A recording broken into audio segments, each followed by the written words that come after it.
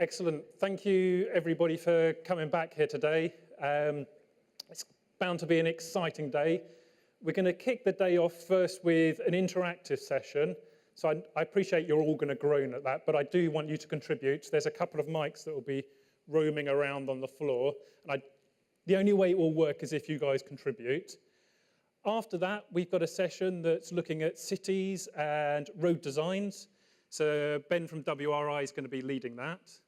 Following on from that, after lunch, we've got a session that Natalie Drazen from the FA Foundation will be taking us through, and they'll be looking at policy. How do we use policy within road safety?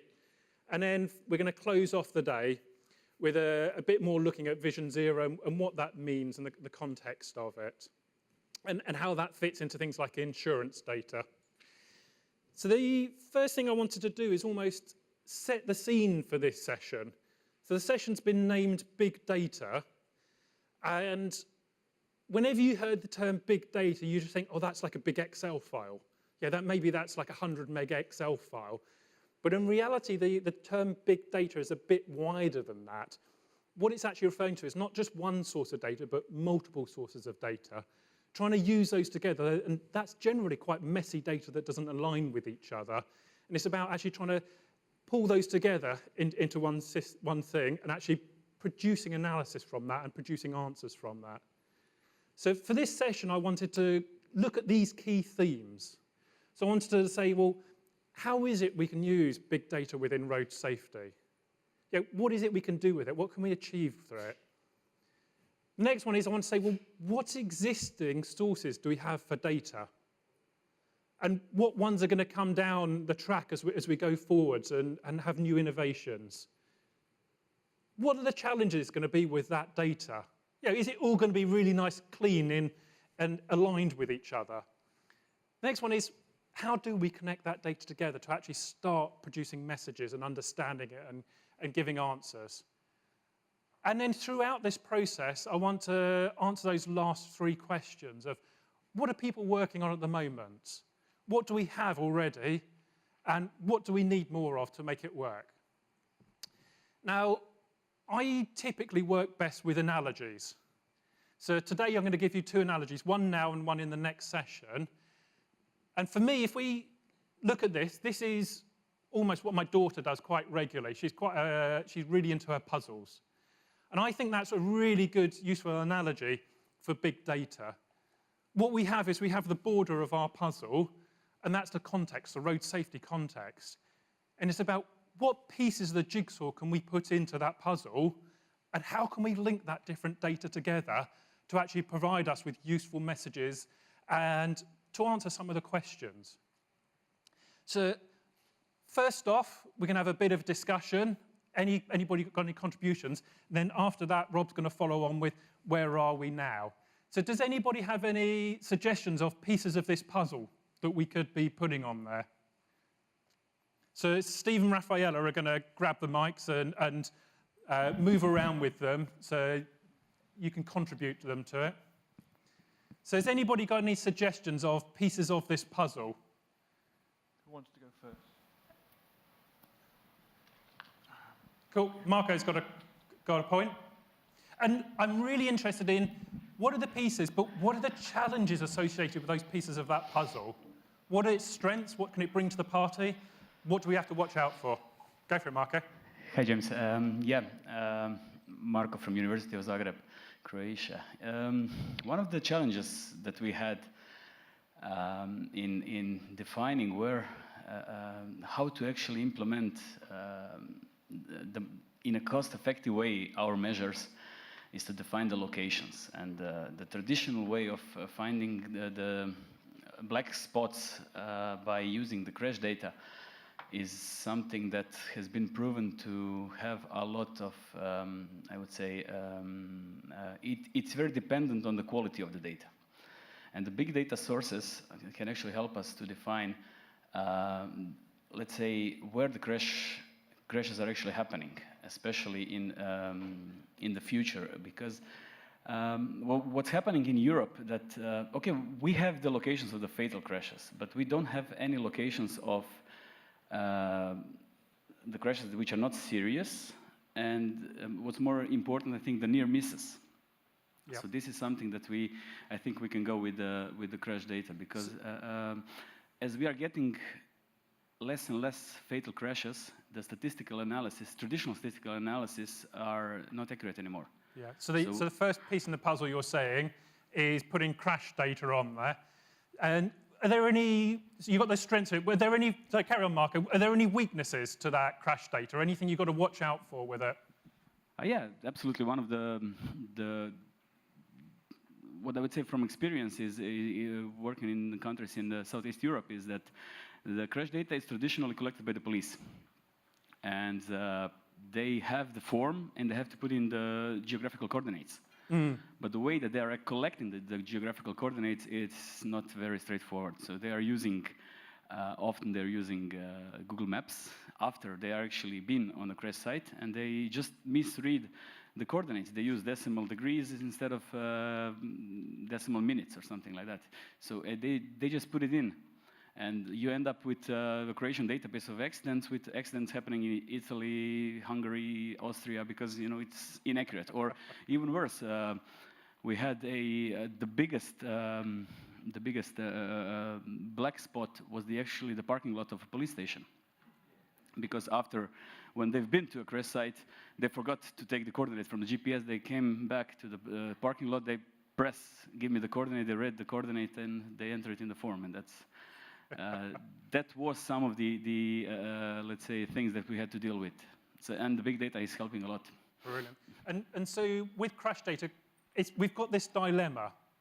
Crash data is what we're trying to solve. Not the data, but the actual crashes. And unless you can actually measure them, we don't know whether it's succeeding or not. But certainly, Mats, I'm sure you've seen this in Sweden, that as you address those crashes, the statistical reliability of them starts getting less and less, and being able to say a message from that and be able to analyse them. You have to use it over bigger and bigger periods of time to actually be able to say something from that. Is there anything you wanted to contribute and your experience of using crash data in Sweden? No. Don't worry, it'll kick in. Okay. No, I agree. I guess that's the reason why it forces us to become more innovative when it comes to data. There's two things in this. The first thing is that when you work with a policy like Vision Zero. Yeah, this one is better. When you work with a policy like Vision Zero, you would like to eliminate fatality and serious injury, and you would like to become proactive.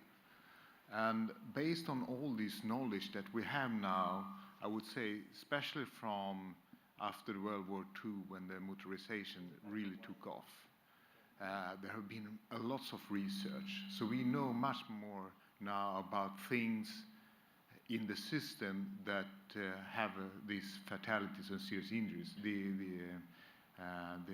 will have an impact on it. For example, we know that speed in a certain area is very important data, for example. So we don't have to wait for things to happen for starting to do things. And that has, and you closer to zero, you more important it will become to have other type of data. You're just talking about proactive. I'm going to come back and talk about that. You want to make a point? I am S. Sanjay Nirmal from Delhi. In fact, we prepared in Indian Road Congress, we are preparing standards and guidelines for all the issues related with not only road safety, but entire road infrastructure. So as far as the data collection is concerned, we prepared a format about 5-6 years back, and as per that, data is being collected about crash data. But yesterday, we have seen that there is a difference of, 100%, there is a variation between the data reported by the government agencies and the data collected by FIA in their presentation, particularly for Southeast Asia. That is what he was telling. Yeah. So we would like to know that what are the issues, why there should be so much of difference. If they can share with us what is the difference in our data collection and what data they have collected.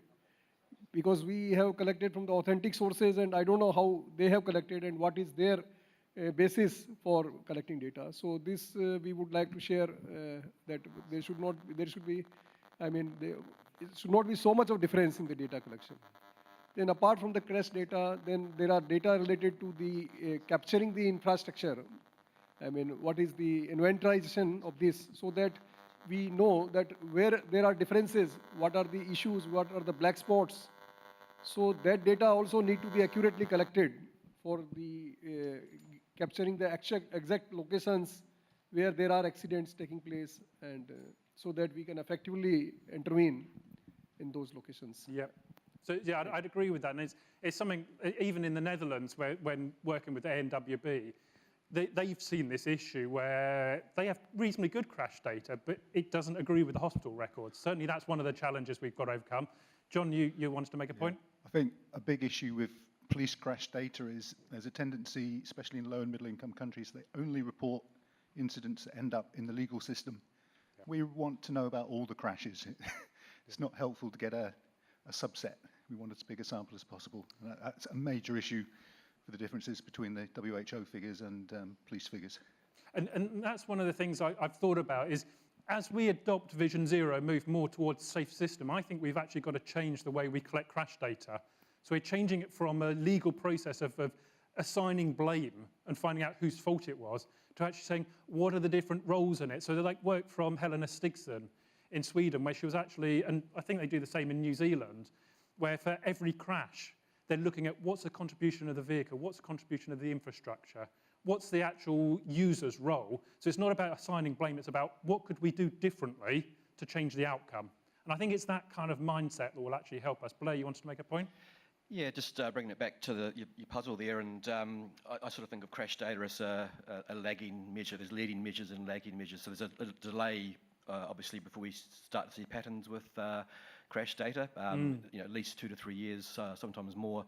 And so, historically, we've searched for leading measures which tell us in real time, where issues are occurring on the network.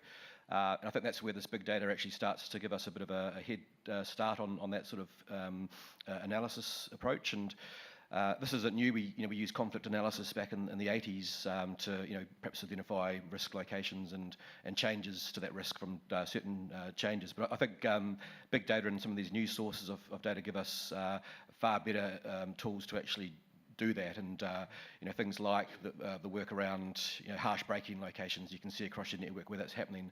I think the issue arises and touches on the earlier point in that we then need to reconcile these measures against what the actual risk is, and we still find it really hard to establish the link between things like harsh braking locations and actual crash locations, and there's various reasons for that. But across the board, there's this issue about how do you actually identify what the single source of truth might be? And with a huge explosion of data through big data and various sources of information, one of the things we struggle with now is this understanding around what's real risk and what's the most important risk. When you've got 3 or 4 sources of data around risk, what's the most important, and how do you pull apart those differences? So there's a bit of a challenge there. Brilliant. Thank you. Sorry, so I guess my key point though is there's a huge opportunity in this though as well.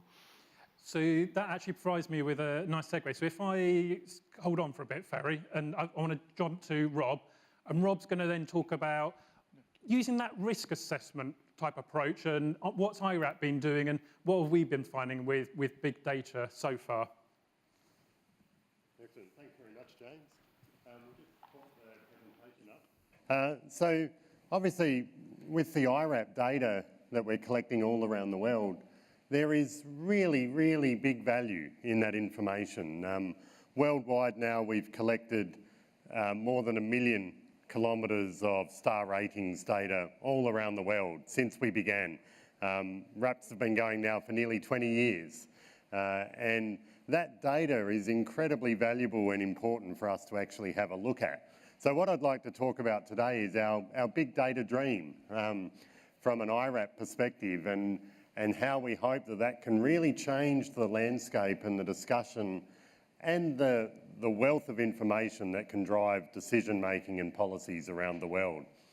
So we've put all of this together in a tool that we've called Vaccines for Roads. So I'd encourage you all to become very familiar with vaccinesforroads.org and to actually go there, and there's information on every country right across the world. So for those people from Latin America and Caribbean listening in, vaccinesforroads.org has a breakdown by each region, and you can benchmark your performance in a whole range of areas.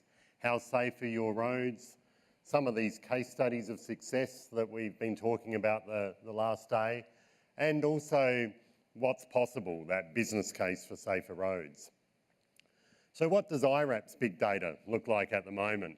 From all of our teams around the world and our partners, together with IDB, the World Bank, and countries like Australia and India and China and Thailand, Brazil, Mexico, you can see the data that we've mapped there. All up for the big data exercise we've undertaken, there's 358,000 kilometres of data that we've included in that big data set. And it's from high-income countries, low-income countries, middle-income countries. It's from urban areas and it's rural areas as well. We have 54 countries in total, over 400 million data points. Now again, for Google, that's probably little data, you might call that, but for us it's big data. There's 400 million sort of points of information. Might be the lane width every 100 metres. Is there a footpath or not? Are the roadsides safe or not? Is it an undivided road or a divided road? All of those key attributes that impact road safety, we've got on this grand scale that each of you have contributed to around the world. And it's where more than 700 billion vehicle kilometres of travel happens on every year. 700 billion kilometres of travel. That's the network that we've got just in this sample of our data. So with all of that there's this wealth of information that we're really conscious has great potential for researchers, for policymakers, and for practitioners to actually access and understand. Some of the insights from it, just to give you the headline global view, is from those assessments that we've done in those countries, 88% of travel is only on 1 or 2 star roads. And you can remember the chart that I showed yesterday, that sort of the 1 star death rate is up here, the 2 star here and the 3 star here and beyond. So 88% of travel for pedestrians is only on 1 and 2 star roads. Some 24% of world road deaths are pedestrians, and no wonder, we haven't provided for them very well. When in our big data tool, you can actually filter between what's the treatment like for pedestrians in high income countries, and that's around 50% of travel is on 1 or 2 star in high income countries. And then obviously in the low and middles, that means that it's sort of worse than 90% of travel on 1 and 2 star roads in those low income countries and middle income countries. A very neglected road user. And we need to get that right if we are going to halve road deaths by 2020 and meet the Vision Zero targets ultimately. But in each of that bit of information, there's value. Just to say 85% of the world's roads that we've assessed where there's high-speed traffic do not have footpaths. We don't need IRAP to actually tell the world, if you've got pedestrians, give them a footpath, please. That would be a great start. But that's one of those really astounding sort of numbers there that jumps out at you. If we've got pedestrians, give them some space of their own. That's not too much to ask. 92% of the roads have high-speed traffic and we've got pedestrians trying to get across them. So pedestrians getting killed just by simply wanting to go from their house to their school or their house to the shops, getting from one side of the road to the other. And 22% of the pedestrian crossings are poorly maintained. This one was one of the ones where we had a really big difference between low and middle income countries and high. In high income countries, it's around about 5% of pedestrian crossings are poorly maintained. The zebra crossing that you can't see, the zebra without any stripes, basically. And then in the low and middles, it's around 50%. Half of all of the pedestrian crossings are badly maintained. So even if the facility's there, it's not very well looked after. So, and our big data's got a whole range of filters where you can drill down and have a look at an individual country at the high level or a region or similar. Likewise, we can move to motorcyclists. 67% of travel for motorcyclists is on 1 or 2 star roads. 44% of travel for vehicle occupants is only on 1 or 2 star roads. And 86% of travel for cyclists around the world that we've looked at is only 1 or 2 star. We're making it very hard for sustainable transport to deal with the headwind and the negative headwind of road trauma. It's not very sustainable if everyone's dying.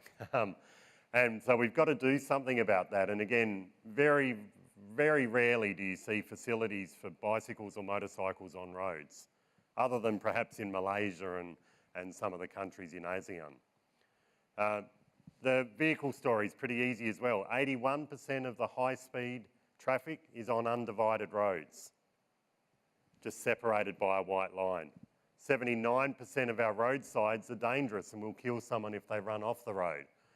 And again, all of these you can filter down by region. So our big data tool is there to try and, if you like, start to unlock the value of all of IRAP's data around the world so it can help people make decisions. And we have a dream that ultimately there'll be a direct link as people collect data. It's straight up and available in the big data tool so that it becomes a valuable policy for everyone.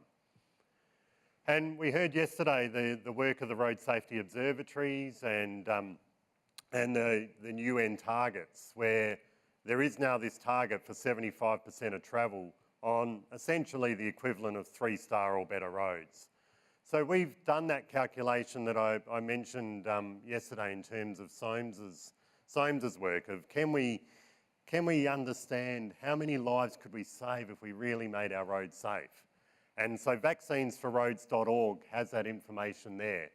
And it shows that 467,039 lives could be saved every year if every country on earth bought travel for every road user up to 75% of travel being 3 star or better for all of those road users.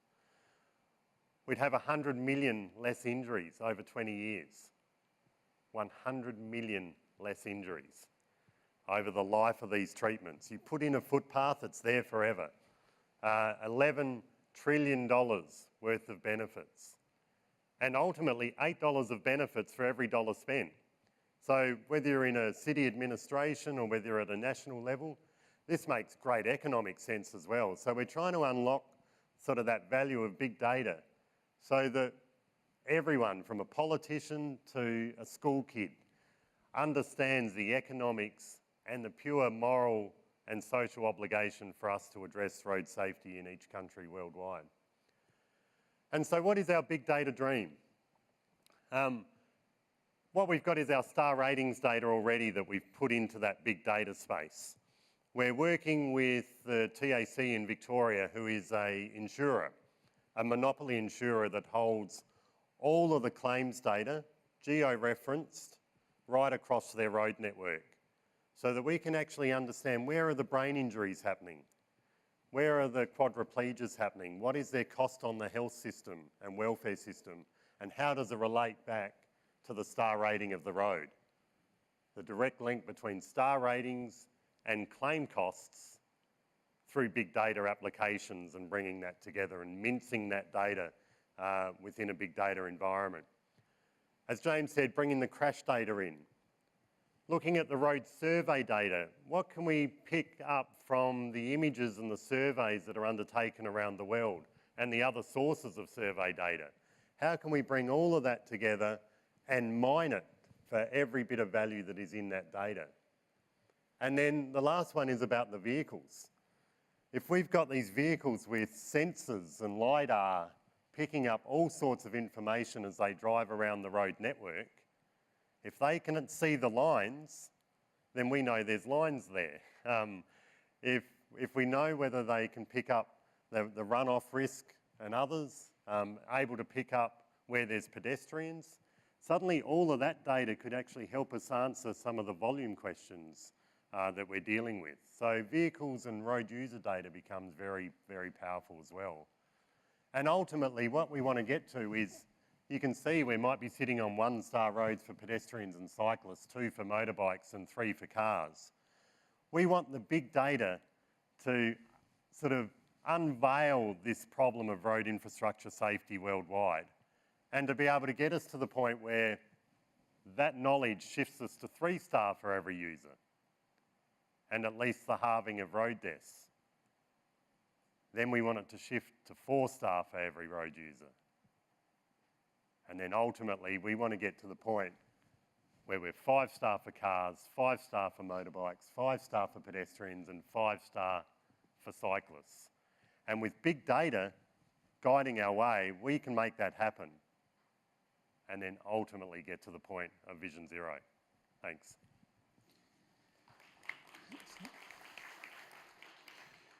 Brilliant. Thank you very much, Rob, for that. So looking at that, what would I take out of that for our puzzle? So the first extra piece we can put on our puzzle is about road attribute data or road survey data. And the other one is the IRAP metrics. There's another piece of the puzzle we could be put in there, whether it's a star rating or whether it's the investment plans. Ferry, you wanted to make a point earlier. And one thing I wanted to ask you is, certainly ANWB inspected the whole provincial network in the Netherlands. What kind of interesting messages were you also getting out of that data being collected at that immense volume? Well, my first remark was about collecting crash data, and I think we think we know it all, but we know just a small percentage. If we see what we have now discovered in the last couple of years, is that especially from vulnerable road users, there's an enormous lack of crash data. And that's worrying me, because they are the ones who are being easily into an accident. I think we have to discover what kind of new big data we can capture. Only a couple of days ago I bought a beautiful iWatch with a crash sensor in it. Maybe that's the kind of information we're looking for. In the Netherlands, we developed a report system on mobile phones. So if you have a crash, you can immediately report it, and that will learn us much more about where it is, what the severity of it is, because especially the vulnerable road users, there's a mismatch between the crash data we get from the police, which is very incomplete, and the crash data we receive from the hospitals. So we have to look into new ways to collect those data.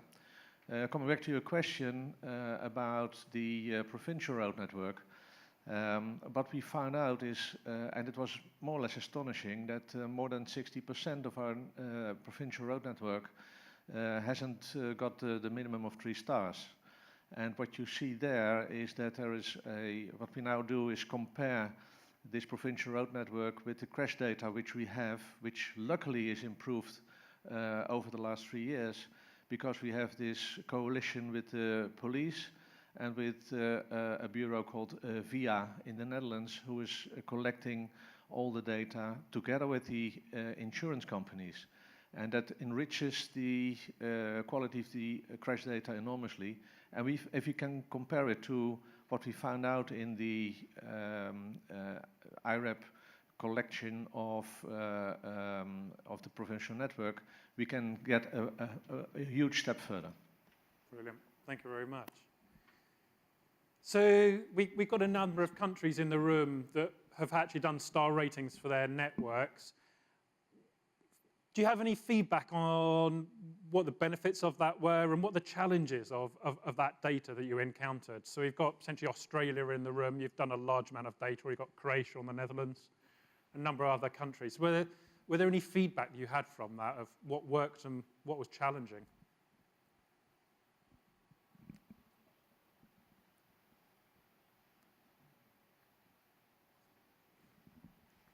Yeah, likewise, Mexico. CEMIC, you collected a lot of data. What were the challenges? Blair? Yeah, so one of the issues, I guess, is the huge extent of network that we have in a country like Australia, often very low volume, and so there's a cost attached to any data collection. Well, historically there has been, and with a huge extent of network, we can only afford to do certain parts of that, and then perhaps not as frequently as we'd like. So that's, I guess, the major challenge of our historic method for collecting road attribute data. So I guess linking through to your theme here, that's where we'd hope there's perhaps new sources into the future that we could use to replace that that high cost method. Brilliant.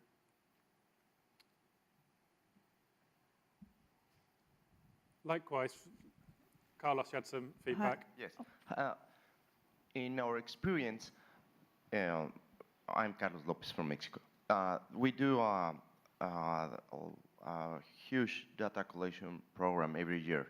Now the challenge is we have the data, but now is to process that data in order to get information, to generate value. Because I am referring maybe 15 years ago, there was not data usable for our purposes. Now that we have images,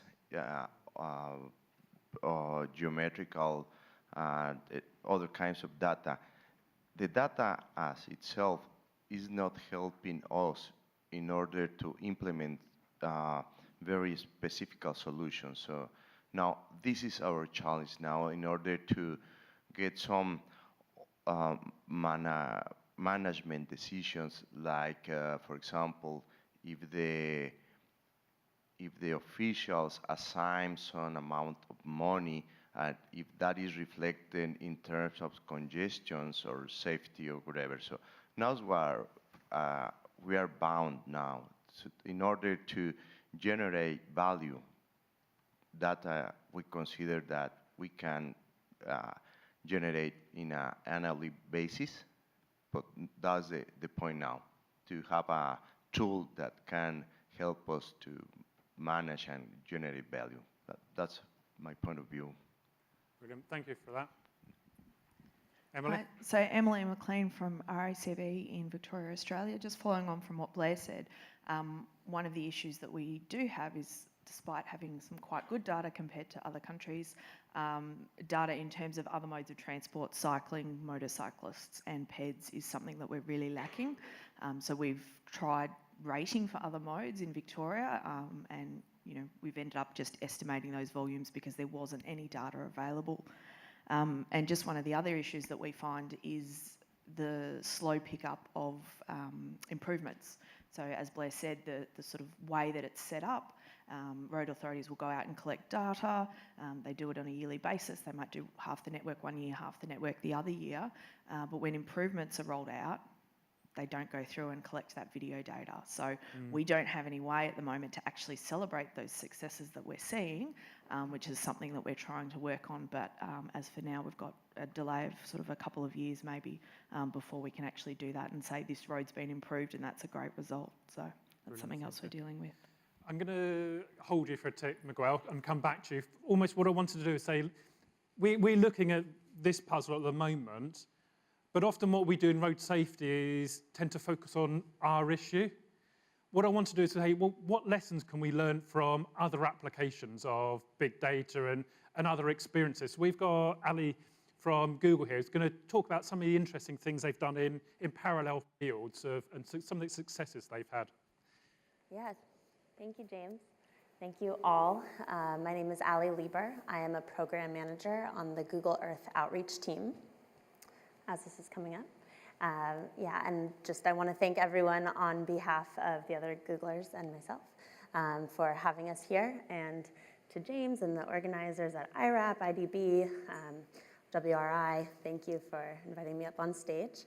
As James mentioned, I'll be talking a lot about things that are pretty unrelated to what all of you guys work on, but hopefully it gives a different puzzle set for you to think about, and we'll see what happens.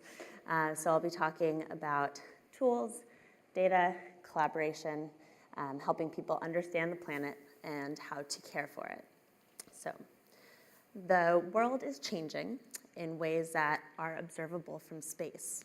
This is gonna go. Yes, okay. This is Google Earth time-lapse, which was developed using Google Earth Engine, which is a remote sensing data analysis platform in the cloud.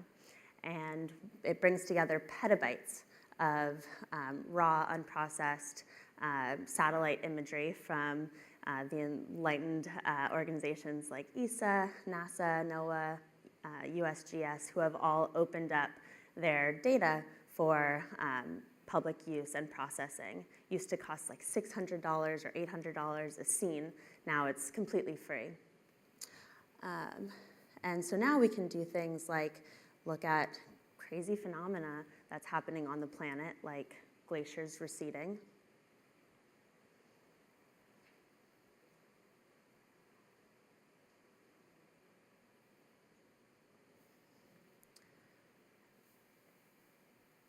And forests being cut down.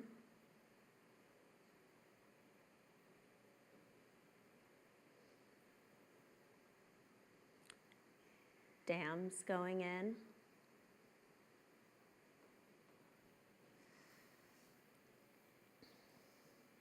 And cities expanding.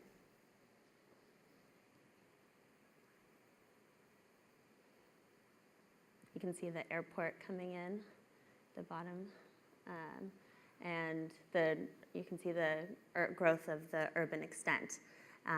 Rob was telling me how when places go from rural to urban, that poses issues in road safety. That's probably the closest thing I'll get to something that's related to you guys. But with all this information, you can visualize this data, but we really want to be able to take that information, those pixels, and turn it into knowledge, be able to have the vital signs of the planet, see how the health of the planet is progressing or not, what can be done about it. So we want to be able to map, measure, and monitor the planet, because as we learned yesterday, if you can't measure it, you can't manage it. And managing it is something that's going to be very important from now moving forward, and I assume that's very important for all the roads out there as well. But our team, even though, yes, we are part of Google, we are a small team, Earth Outreach, so we know that we have to leverage all the technology available out there, data, partnerships, to make sure that we can work towards improved outcomes for people and the planet.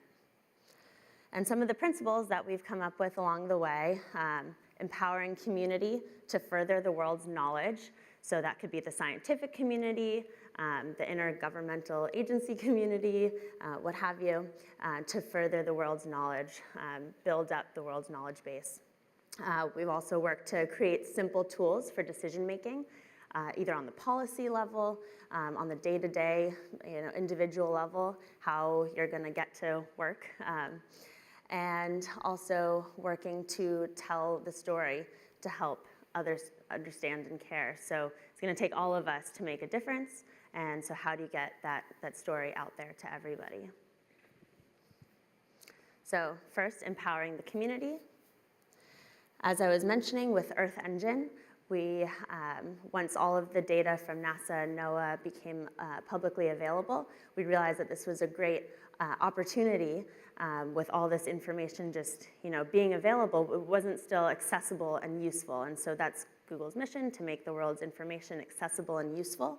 And so we took all of the data from NASA satellites, ESA satellites, Copernicus and Sentinel, and we've put them into our data centers in the cloud and co-located that massive amounts of data with algorithms and massive computation power to be able to crunch that information and turn it into visualizations like we saw earlier, and I'll explain some more in a minute. And this is important because it turns out to be a lot more efficient to move the questions than to move the data. One example of this being used by scientists, the scientific community, is at the European Commission Joint Research Center They use the Earth Engine to crunch 3 million Landsat scenes. That's to almost 2,000 terapixels. I'm not even sure, is that a petabyte? I don't know how many that is, but 2,000 terapixels, that's 10 million hours of computation to be done. So this is really big data, but this is making a global map of surface water that until these tools were available, we couldn't even, scientists couldn't even dream of being able to ask or answer this kind of question. And so it's kind of taking that puzzle piece with the outline and just blowing that all away. And now these tools, that data set is actually being used by the UN Environment who is the custodian of SDG 6.6.1 about water. They're using that map as the baseline for that SDG. And you can play around with this. You can look at different country levels, administrative levels, water basin levels, and see how it's changed over time at sdg661.com. Another example is from the University of Maryland. They created, Professor Matt Hansen created a global forest map. Again, this is something that wasn't possible to do on a global scale at that high resolution, 30-meter resolution, global forest cover and change. And now groups like WRI and partners across the board have put that data to good use in a platform called Global Forest Watch. You can access this online, and you can even zoom into areas that might be of interest to you, outline them, upload your own polygons, and then be able to subscribe to changes in your areas of interest and see how that's changing over time.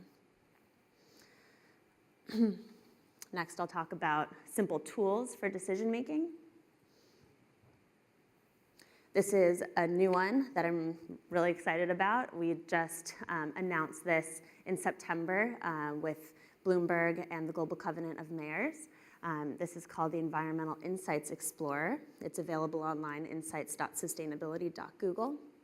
And the idea here was that mayors across the world and cities across the world are going to be coming up with climate action plans about how to curb their carbon emissions from their cities. And they're starting with, varying amounts of information. And so our goal here was to help make a location where any city can come and see data about their carbon emissions. We launched with 5 cities so far. Melbourne is one of them. And that's really to get the dialogue started. And so we want to hear back from everyone. There's ways that you can give feedback here if you're interested in learning more. But what the platform shows is building emissions, transport emissions, and then how to offset that with solar panels on roofs or what have you. And we're going to be expanding this into the future. So looking at transportation emissions, and I guess I was wrong before, this does also somewhat apply to you guys. So for transport emissions, we're able to look at traffic data and see the mixture of transportation modes in the city, and using some assumptions and estimates using the CURB tool, we're able to come up with some estimates on a city level about the transportation emissions, both in-boundary, out-boundary, and within.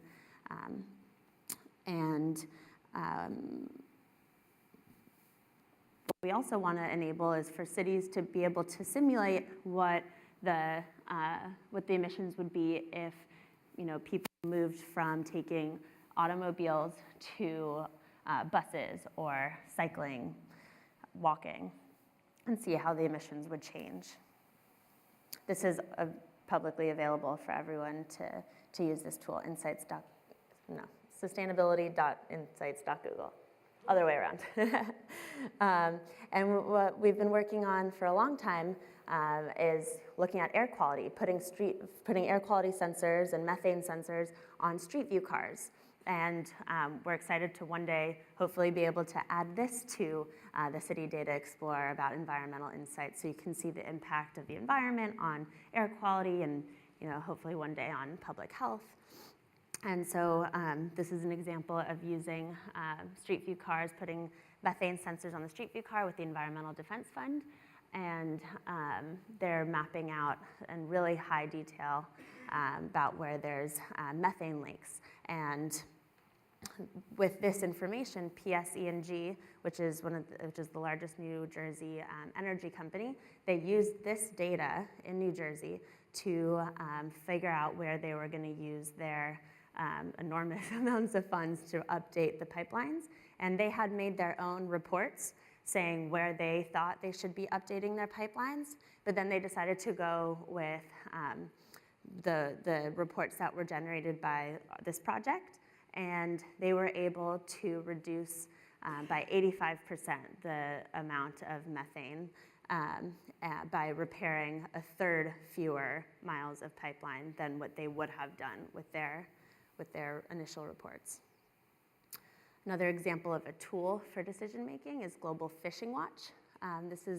This is a tool made, now it's spun out into its own nonprofit called Global Fishing Watch. It was initially produced by Google, SkyTruth, and Oceana.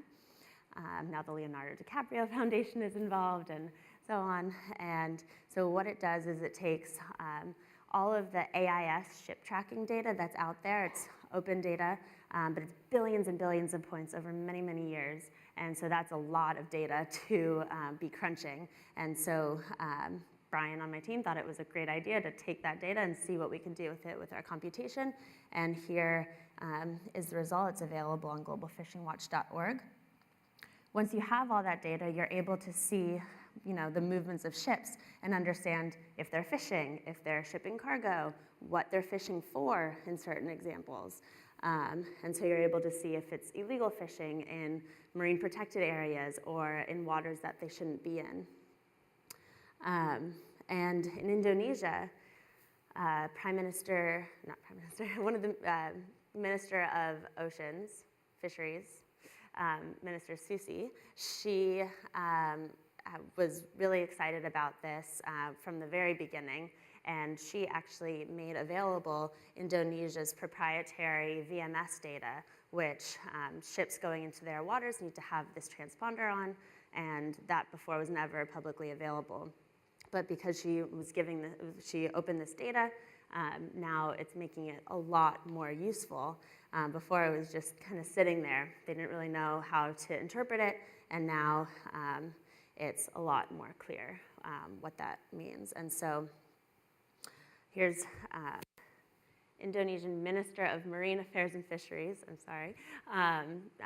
Minister Susi, speaking about Global Fishing Watch, and they've been using it for a couple of years now, and it's doubled their fish stock and contributed to their economic growth. So it's a really powerful tool. And just one more thing about Global Fishing Watch is that the National Geographic Pristine Seas, they use this information to dedicate 5 more marine protected areas in Mexico. All right, so telling the story. So data is really great. It can connect people in their minds, but it doesn't really touch the heart as much. And so when you can have all of this data, but if you're going to be able to communicate it, you really need to tell it as a story. What's the narrative? Why should people care?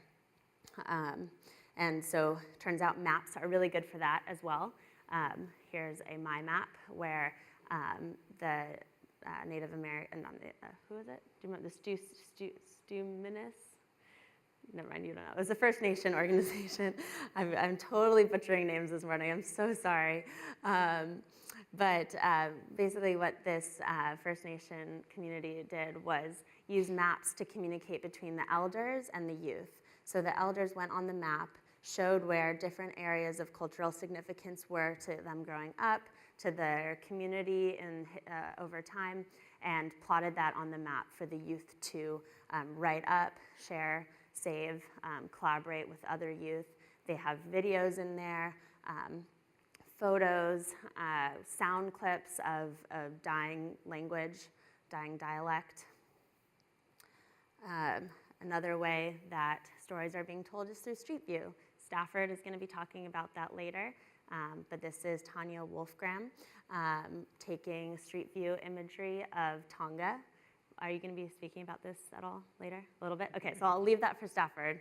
You'll have to wait and see, but it's a really moving story about her bringing the world to her home on the island of Tonga. And then there are lots of ways of using the street view imagery and other imagery in Google Earth Voyager stories, where you can take people on a tour through the forests of Gombe, where Jane Goodall did her work in the 60s. That's where we really started to understand our closest living relative. And speaking of Jane, I think it's a very powerful quote that she's quoted very often is, "Only if we understand can we care. Only if we care, we will help." So, you can have all the data, but you really need to drive home why. And, Rob knows this, who tugged at our heartstrings yesterday when talking about his children. So anyways, I hope this was helpful. Just an overview of some examples of big data being used. And yeah, thank you.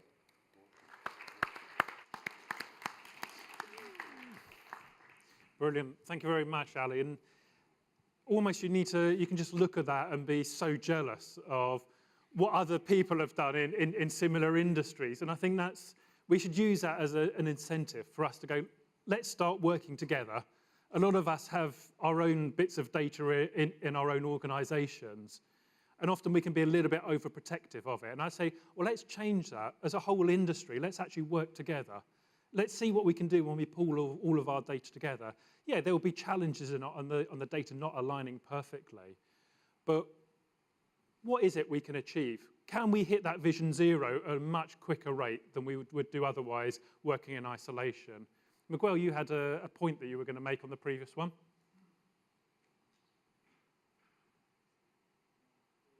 Miguel Nadal, IRAP, FIA, former RACC in Barcelona.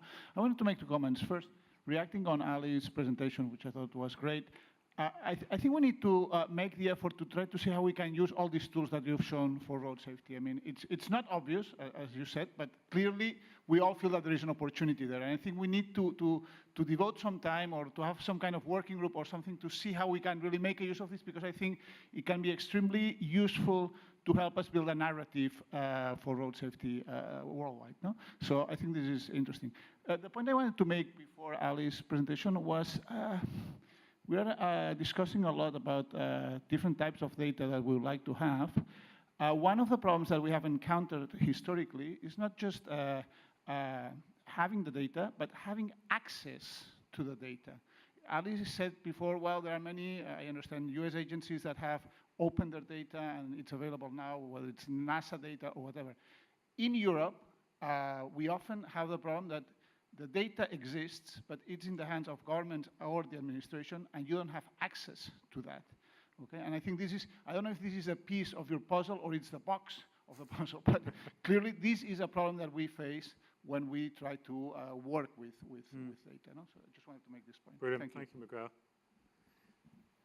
And while other of you think about what other data that we can be putting on, certainly listening to Ali, one of the pieces of that puzzle that is often used manually by the road safety industry, but never on a much bigger level, and certainly not with using AI. You were saying about satellite imagery. That's certainly a big piece of that puzzle that we could be using a lot more efficiently, especially if you put some AI intelligence behind it to detect things. Is there any other pieces in the puzzle that people can think of? Marco, you got one. So yeah, I basically have two things that I wanted to mention, and one of the things that the data which is available already, it's existing, and we all know it. It's the data that is collected from the floating car data probes, and this is speed. And if we think about the star rating model and the cases we had in the past where the road is being rated on the speed limit, but it's if it's congested, it's not used at the speed limit. It's used at much lower speeds than the ones that are actually posted as speed limits. And a typical motorway in my country is a 3-star, 2-star maybe on 130, which is the posted speed limit. But in the congested times the speeds are way below that. It's 80 or something like that. So this road becomes a 4-star road at 80. And so this is the things, and also in countries like Qatar, where we did some assessments, we had some very bad roads in terms of star rating, but they're always congested and nothing is happening there. So if you are just because the speeds are low, and this is one thing. And the other thing is, of course, the link between the star rating and the actual accident data. So this is something that I think if we want to get the best investment from our money, we have to invest in the places where the road is dangerous, but there are actually accidents happening. And I think there is a lot of potential in the data which is available from the habits of the people and the movement of the people that we can actually use to make some prediction models of where we can actually have some crashes. Yeah, brilliant. And yeah, that's a really good point. And I'll come to you in a tick. Is that first one is that personal tracking devices that we all carry around with us, that are often called smartphones. There's so much a wealth of data that could be mined in that to know where the roads are and how they're interacting. Pete, you wanted to make a point? Yeah, just 2 brief points. One to add to what you just mentioned is with speed data being a very important component. We've been trying to analyze some data from ride-hailing companies in Africa, and we found that particularly useful for analyzing speed patterns. So it would be very, very great resource to be working with ride-hailing companies and for them to opening their data sets to better understand the issue of speeds. And the other component that I think would be an important gap in that puzzle is demographic and socioeconomic data that as a layer on top of crash data is going to allow us to better understand who is being most affected by road injuries in a city. Brilliant. And certainly one of the things you're touching on, Marco, is actually using data together, using the star rating data and the crash data as an example. Certainly I know in New Zealand, people like Ableave, you've been doing phenomenal things where you're actually using the 2 pieces of data, which in themselves are valuable, but leveraging that and putting them together and providing even more benefit from it. So what I want to do is, Ali was talking about some of the impressive things that we could potentially be doing with other data sources like Street View. So may I welcome up Stafford from Google to talk about Street View and how that can change our lives. Thanks. Okay. Do we have a presentation, or I'm seeing activity up there. I don't know if you're having trouble with that. I'll just talk in the meantime. So I'm Stafford. I'm product manager for Street View with Google Maps. Good morning, buenos dias. If anyone's here from Tonga, Malawelele, you probably aren't here from Tonga. But anyway, here to talk about Street View, which is a pretty phenomenally audacious project. Fundamentally, Street View is about understanding every detail of every road in the entire world, not just once, but every year, every month, every day. We'll get there, right? So what, do we need to kind of find a workaround with the presentation? No, we just need to swap the control to the back again. Okay. There you go. Cool. Does anybody want to take a pass at rating that road? It's like 5-star, right? No. It's 5-star because you can only go 20 Ks on it. 5-star road. Okay. So a little bit about the Street View car. The Street View car is really a data acquisition platform at street level. So Ali talked a lot about things that we can do with public and private satellite data. Street View is about bringing all of that big data work down to the street level. So the Street View car is a moving camera, right? It's a 140 megapixel camera that's capturing imagery every couple of meters as it drives down the road. And for the past 11 years, we've captured this much of the world in Street View. So that's either really, really cool, or not nearly enough, depending on who you are and where you come from. And in fact, these are all the places that we don't have Street View. So this opens up actually two problems. The first one is there isn't necessarily Street View in the places that you want it. The second one is that Street View is not actually available for non-Googlers to mine for data. So you're probably like, why are you even talking? This is stupid. I can't do anything with this. But no, wait, there's more. So what if anyone could make Street View? This would solve all the problems, right? You could make Street View in the places where you need it, and you could use it for anything you want because you would own it. And I think I just talked through the next slide. No, I didn't. So the good news is that over the past couple of years, we've worked with our hardware partners to open up Street View as a platform that anybody can use, anybody can contribute to, anybody can basically make a Street View car. And so you can get either very expensive cameras or you can get very inexpensive cameras. And you can put them on whatever you want, and you can drive wherever you want, and you can make Street View that you own the rights to, that you can mine for whatever purposes you require. Go anywhere, use it for anything. So that might look like the car that they built in Tonga with a little camera on top. That might look like a do-it-yourself trekker. This is in Italy with a camera on a backpack. You might do that. You probably won't, but you might. They did. And so let's take a look at what they did in Bermuda. The Caribbean seems to be super hot. I guess Bermuda's not quite Caribbean, but anyway. Yeah, so this was Street View coverage that Google did in 2015. And it looks sort of complete. Like you could explore a lot of Bermuda there.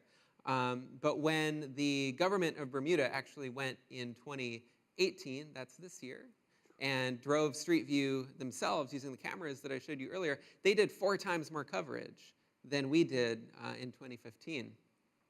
So look at all the roads in Bermuda now on the map in Street View. Here's an example of what that looks like. So we're talking about really high quality, almost Google quality Street View with off-the-shelf hardware that you can buy yourself, you can borrow, and you can do anything with. Here's an example of some of the roads that they're mapping in Bermuda, right? Like these are not the sort of roads that we're traditionally thinking of with Street View, but they're able to map everything because they have complete control over the platform. In total, this 1-week project to map every street in Bermuda resulted in 366,000 images, almost half a terabyte of data over the course of 30 hours. Really, this is pretty impressive for mapping an entire country, albeit an island country, but still an entire country. And maybe more importantly, maybe not, depending on what you're looking for, they got 2 million views of this in just a month. So if you're thinking about this from the public policy perspective, what a great tool for getting the word out about the condition of the roads in the country that you're mapping or the city that you're mapping, right? This is the place where people go to look at roads. This is the place that news articles link to when some fatality happens and it makes it to the front page of the local paper or the local TV news. So by putting this on Street View, then you might also cross-publish to other places. You might have it on your own website. You might open the data up for others to use. But by putting it on Street View, you open it up for everybody to see, either in a specific journalistic capacity or maybe in a more serendipitous sort of way. Some other examples that are not Bermuda, that are maybe more relevant to all of your interests. Here's what the capital of Zimbabwe looks like. This was recently put on Street View by a local contributor. Here's what the capital of Armenia looks like. Again, this was contributed by an Armenian contributor. And here's what Nicosia looks like in Cyprus. So think about all of the things that you could do with this sort of data. Again, maybe we could take a pass at rating that. That's probably not super safe to have people driving down that road with people there, but they are going under 20 Ks, so there's that. So anyway, there are so many things that you can see in this imagery. You can see all of these street signs. You can see the presence of sidewalks or lack thereof. You can see crosswalks, right? This is a data acquisition platform for mapping roads at scale. If you don't want to hand count all of the signs and crosswalks in your imagery, guess what? There are also machine learning applications. So we recently, Google, not just Street View, but Google recently rolled out this platform called Cloud AutoML. which simplifies some of the components of cloud computer vision. So you basically take a data set of photos, you complete some fairly simple steps, and now you can have machine learning working on your photo content to classify it, and you don't need to be a PhD, or at least you don't need to be a PhD in computer science. Like, you could be a PhD in road safety, that'd be fine. But this is way, way, way easier than anything that's come before it. I'm not going to get into the nitty-gritty stuff of this up here right now because I stand between you and coffee. But if you want to learn more, come up and talk to me or Patricia, who's in the front row there, and we can tell you all about it. So that's all for this right now. If you want to learn more, go to google.com/streetview/publish. You can learn all about the platform that Street View is now offering. You can learn all about the cameras that are available for you to use, case studies, lots of other stuff. Thanks a lot.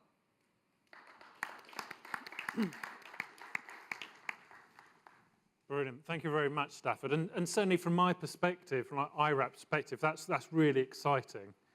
Because one of the challenges we have with IRAP is, how do we collect data on the volumes that we can actually make a big difference? Can you imagine the scenario where actually in the global status report, it actually reports on every road in the country, or at least the national roads in the country, using machine learning and things like the Street View? That could be potential. That could be done really swiftly rather than actually at the moment having to do a lot of manual coding, which of course takes time, takes expense. With a machine processing that data, that could be turned around at a swifter pace.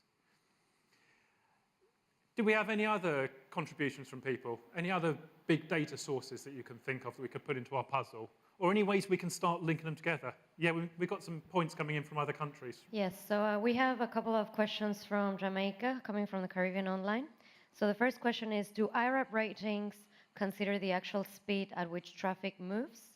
And the second question is, in the example of Bermuda mapping the roads and putting them on Street View, how are the privacy issues addressed, such as faces, license plates, etc., that are captured? Cool. So on the first one, this was an interesting one for us, an experience for IRAP. In the version 2 model, so that was a few years ago, when we were piloting it around the world, we went out and collected data, and we did Costa Rica. And we came back with the results there. And I'll probably exaggerate this slightly just to make it more humorous, but we did roads, and they had quite a few crashes happening. But the roads were coming back 4 and 5 stars. And we're going, this doesn't quite feel right. Yeah, there's too much of a disparity between what the star rating's saying about your infrastructure, where the crashes are happening. When we started looking into it with with the local minister, what it turned out is one of the ways they were trying to tackle the road safety issue was they dropped all the speed limits to quite a low speed limit. But the problem is they weren't enforcing it. And so we very quickly got this disparity where people were driving much faster than the speed limit, but at that time, we just used the speed limit for star rating. And it was through that learning experience we said, we got something very wrong. So nowadays, we actually use the maximum of either the driven speed, so the 85th percentile speed, or the speed limit. The advantage of that is if people aren't obeying the legal speed limit, the star rating reflects that.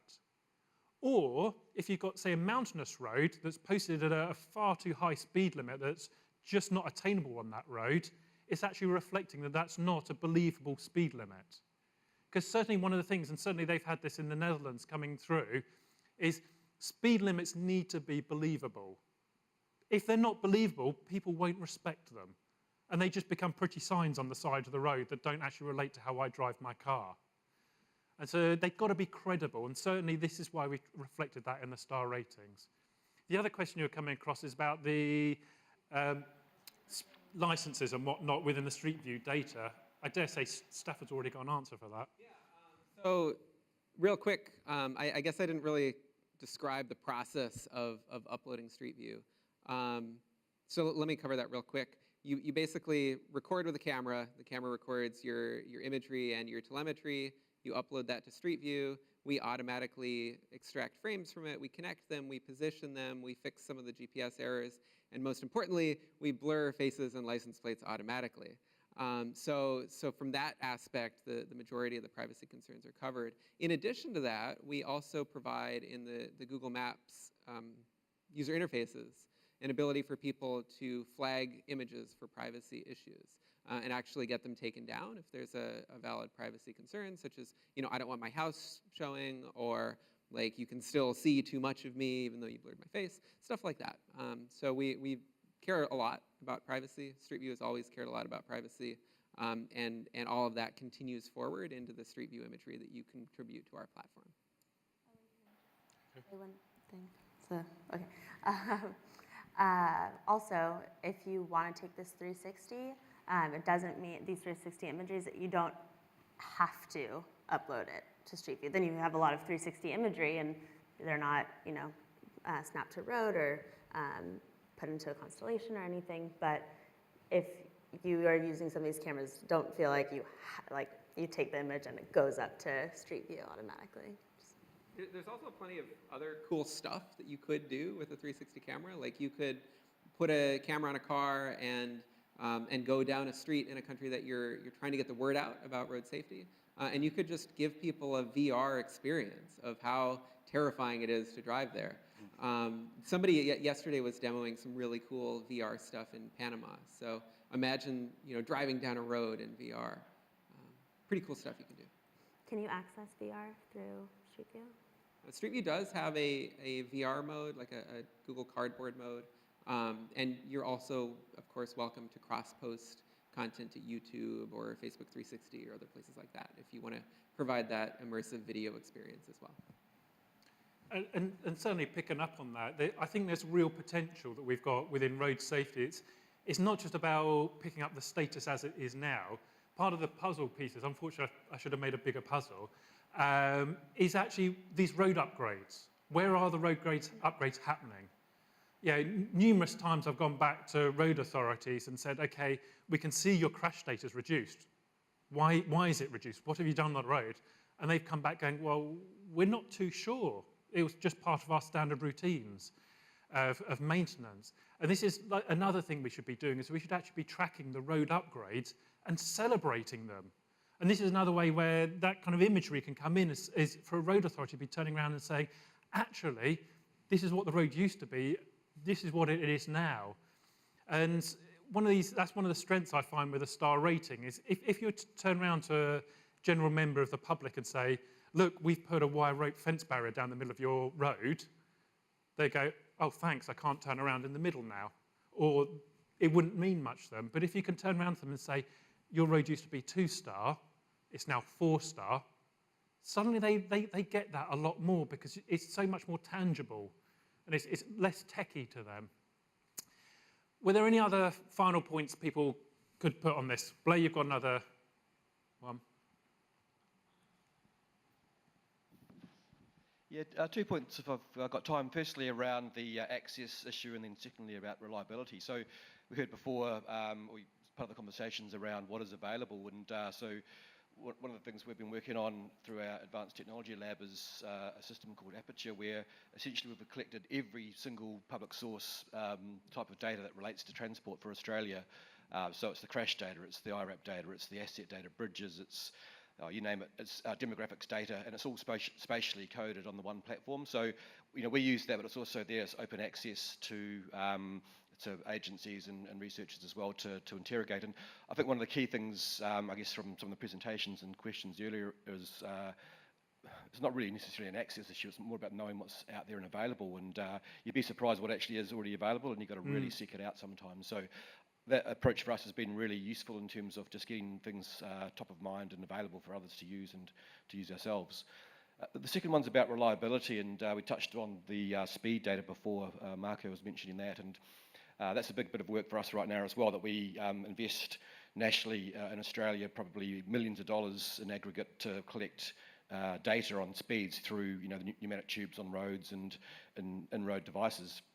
So we've certainly been looking at the telematics data now for several years and using that to replace that expensive data collection method. But there were issues around reliability. We have data now which is the mass data, and we don't know if it's in congested conditions or not, and we don't know the reliability of that data. So we've been doing a lot of work now just to actually compare that to our single source of truth, the historical data. And so a lot of the work's around that reliability, and we're at the stage now we can actually tell what the free running speed is through algorithms, and we can tell what the median speed is, and we can also tell where it's reliable and where it's not based on sample sizes and things. So I think we're getting to a stage now where we're almost there for a large part of our networks where we don't need to actually spend huge sums of money to collect the data. That's done automatically through our mobile phones and the like, and we now know the reliability as well. So I think we're moving in the right direction now with some of these technologies, and I guess the general point then stands, we need to do the same sort of analysis around some of the other alternative sources and compare that to our, our ground truth, if you like. And it does raise the issue when we've got multiple sources. Again, what do we rely on most? We compare different sources, and some tells us one thing and some tells us something else. So there's a bit of an exercise around just trying to understand the different, limitations of different sources of information as well. Brilliant. John? As connected and autonomous vehicles come in, they are going to be collecting a lot of information in real time. Yeah. And it's going to be interesting to see how we can actually apply that. I mean, we could be able to do an IRAP survey in real time every day, for example. Very much so. Some exciting things coming up. So what I'm going to do is, unless there's anybody else with burning questions, we've got one.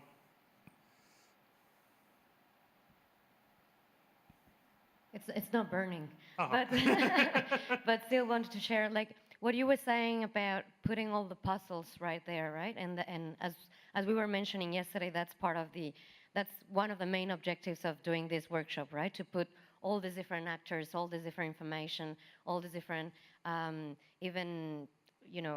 it's the same aim at the end, but it's different ways of doing it and interests and etc. So talking about data, and that's more like a reflection for everyone. Like when we talk about the different sessions that we've been having and we just connect them to data, it would be amazing having people, and we'll have in different sessions later on with Miquel, for example, on a project that we're working with insurance companies as well in Latin America and the Caribbean, and work with, there's some insurance companies that have been sharing in Mexico, for example, AXA, they have been sharing the places where they've been having more crashes.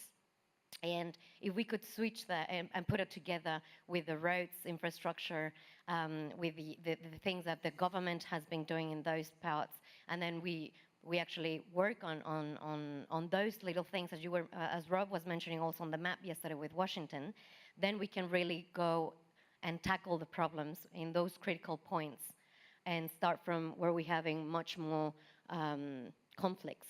So it's just more like an idea for everyone, for the countries. Again, first, thank you for being online, because just to remind you, everybody, there's countries from all over the region and in other parts of the world that are following this.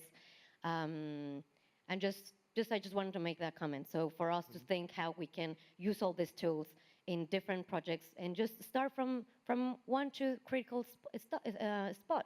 We don't need to do the whole city in the beginning. So that was the comment. Thanks. Brilliant. So what I want to do is almost close this session a bit with one example that we had from the UK. So some of the work we've done in the UK with our UK charity, which is the Road Safety Foundation, we've been working in partnership with a company called Road Safety Analysis. And what they did is they took the crash data, and we got reasonably good crash data that's geolocated in the UK and who was in that incident and what vehicle, etc. They then cross-mapped that with some marketing data. And they could do some amazing things with it. So they could say, this stretch of road here, from this road we can tell that it was a biker route. And the typical demographic on that route was middle-aged bikers. And the best way to do those is, this is what they like doing from the marketing data. This is the best way to communicate with them. And that then allowed the road authorities to actually say, well, I can see I've got an education issue rather than an infrastructure issue here. This is how I need to communicate them, rather than just doing like a video on TV to say, please use your motorcycle safely, and doing that at just a generic time. They were actually able to pick the right mode of communication so they could actually make that change in the right way that people would hear it.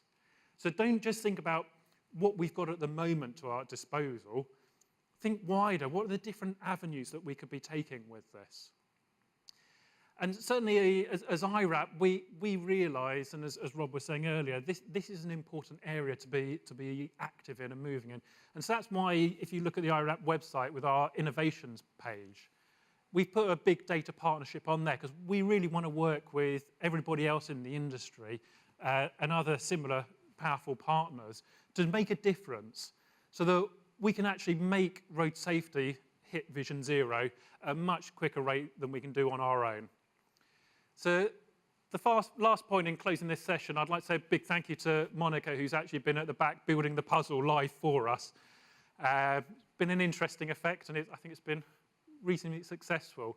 And bear in mind, there's still pieces in this puzzle that are missing. We've still got to work out how we connect that data together. But certainly, we can do it, and by working together, we'll get there. Thank you very much.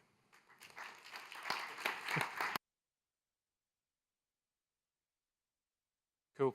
Tea and coffee are available out the back. I do encourage you, keep on discussing through this. And we'll have got a computer out there. If you want to start playing with our Vaccines to Road, the big data tool, it's live up on the screen. Do ask Rob for a demonstration of it. You might be there for a few hours.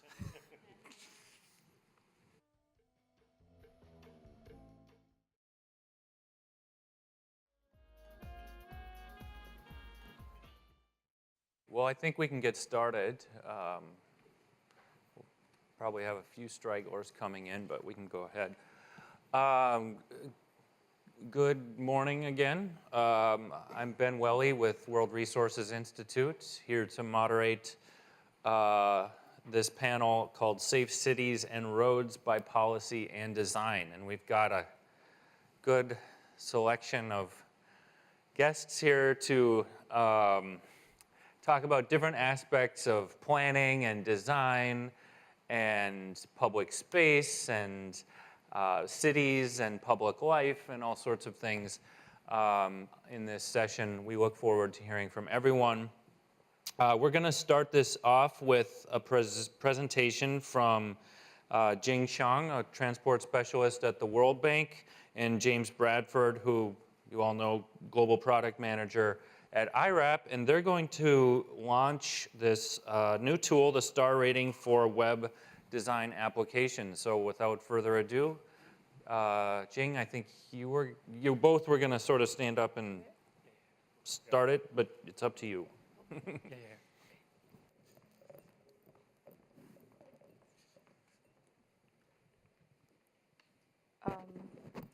Good morning, everyone. My name is Jing Xiang. I'm a senior transport specialist working for the World Bank. I'm very happy to be here today to support the IRAP to launch this star rating for design web application. And I'm very also honored to say that World Bank through the GRSF has put a lot of financing to this tool. I would like to particularly highlight that we had a good journey together, working with James on this design tour together in the last 1.5 years.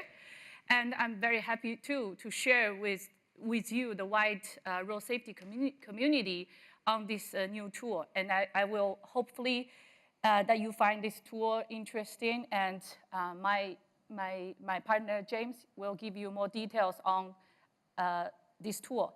Just very quickly, I would like to share some of my experience. I have been a task team leader managing quite a few road projects in East Europe and Central Asia in the last 5-6 years.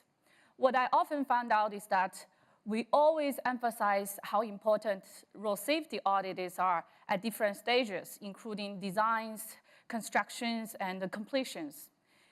And then also our clients understand this is an important topic to reduce the injuries and save lives. However, we all know that in the developing countries, we are working under constraints, budget constraints, time constraints, resource constraints. So what I really hope that is that we will be able to utilize this star rating for design tools to streamline the road safety assessment into the design process. And more importantly, I really hope that this will be introduced and also promote it in our developing countries so that all the engineers and designers will be able to easily access this tool to do the design audits in a relatively budget-limited way, and they will be able to have a good understanding on which are the key points that the roads need some fix. So I think this is what we are trying to achieve through this project together with IRAP. And I, as a task team leaders for the World Bank projects, I'm really supportive to these initiatives. And I will pass to my partner to give you more details on this application. Thank you very much. Brilliant. Thank you very much, Jing. So, as IRAP, we're very appreciative to the World Bank and GRSF for their support, not just financial, but they provided us almost like the technical support on this to make sure this is built right and helps the most amount of people. To talk about star rating for the designs, I actually want to do it like the last session, doing an analogy of where it fits in the process and why we're going down this route. So here we've got a production line making the world's best vacuum cleaners. So what we have is this process, like when they originally manufactured these, they didn't do any quality assurance checks on them. So often what would happen is you'd get the vacuum cleaner, it would go into the box, it'd go out to the shop, and then the happy customer would take it home, really excited that they've got a new vacuum cleaner, as we all know is the case. They'd get it out of the box and it wouldn't work.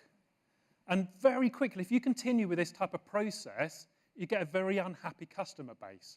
They start returning their machines, and then you have to rework the machines, and it's quite a nightmare, to be honest.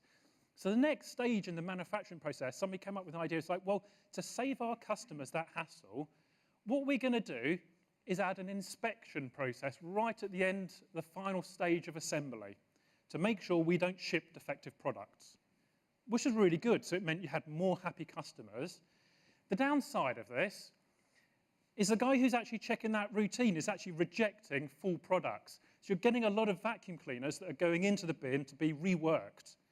So the efficiency of this is not particularly great because you'll have to take apart a product that you've made. You're having to fix it, put it back together again, and ship it out. So the next stage of the process is saying, well, why can't we change this? Why don't we check the products or the components before they're assembled into a full vacuum cleaner? So here we've got the assembly process, and you're actually checking them at the different stages. And this is really good because it means that if you have defective product, it goes into the bin, you then take it out, you fix that one small component, and it goes back onto the production line, or you reject it. So in a road safety perspective, I almost see these different checks along the assembly processes as road safety audits. Is that one throughout the design process, doing a detailed review of it, is this correct? Is it actually working? And what we want to do is say, well, in the manufacturing process, they realized that they were still creating quite a bit of waste, unfortunately. And there were often other issues coming about. So what we're saying is the better way of approaching this is keeping those quality assurance checks in place, because you still need to make sure no defective products are going out, but actually approaching it from a perspective of zero defects. So this is like a manufacturing technology where they're saying, rather than capturing the manufacturing issues, design the products in the first place to not have those issues. When you're designing the vacuum cleaner and you're assembling all the bits together, think about the manufacturing tolerances. Each component can vary by about 0.5 millimeter, so that you allow for that expansion and contraction of your product as it's being manufactured. The nice bit about this is it reduces the amount of waste that's being produced. And so what I'm saying is what we should be doing is the same in a road safety context, is rather than just relying on the road safety audits, which are really useful, it's actually empowering them even further, so that whilst the design is in the CAD package, they're actually generating the star rating. So that's doing the high-level assessment, so at the end, the audits can actually pick up the minor details to make sure that we actually deliver and make the road the right first time. We've seen this again and again. Rob's mentioned it, other people have mentioned it. The UN have also picked this up. Notice their target. They're focusing on those road designs. Because why throw bad money after good? Let's actually fix the design, build the road right first time. And then what will naturally follow is those roads will be fit for their purpose. And then we just keep making sure we assess them to see whether those purposes have changed at all, and slowly work back through collecting other roads. So at the moment, the star rating process looks like this for an existing road.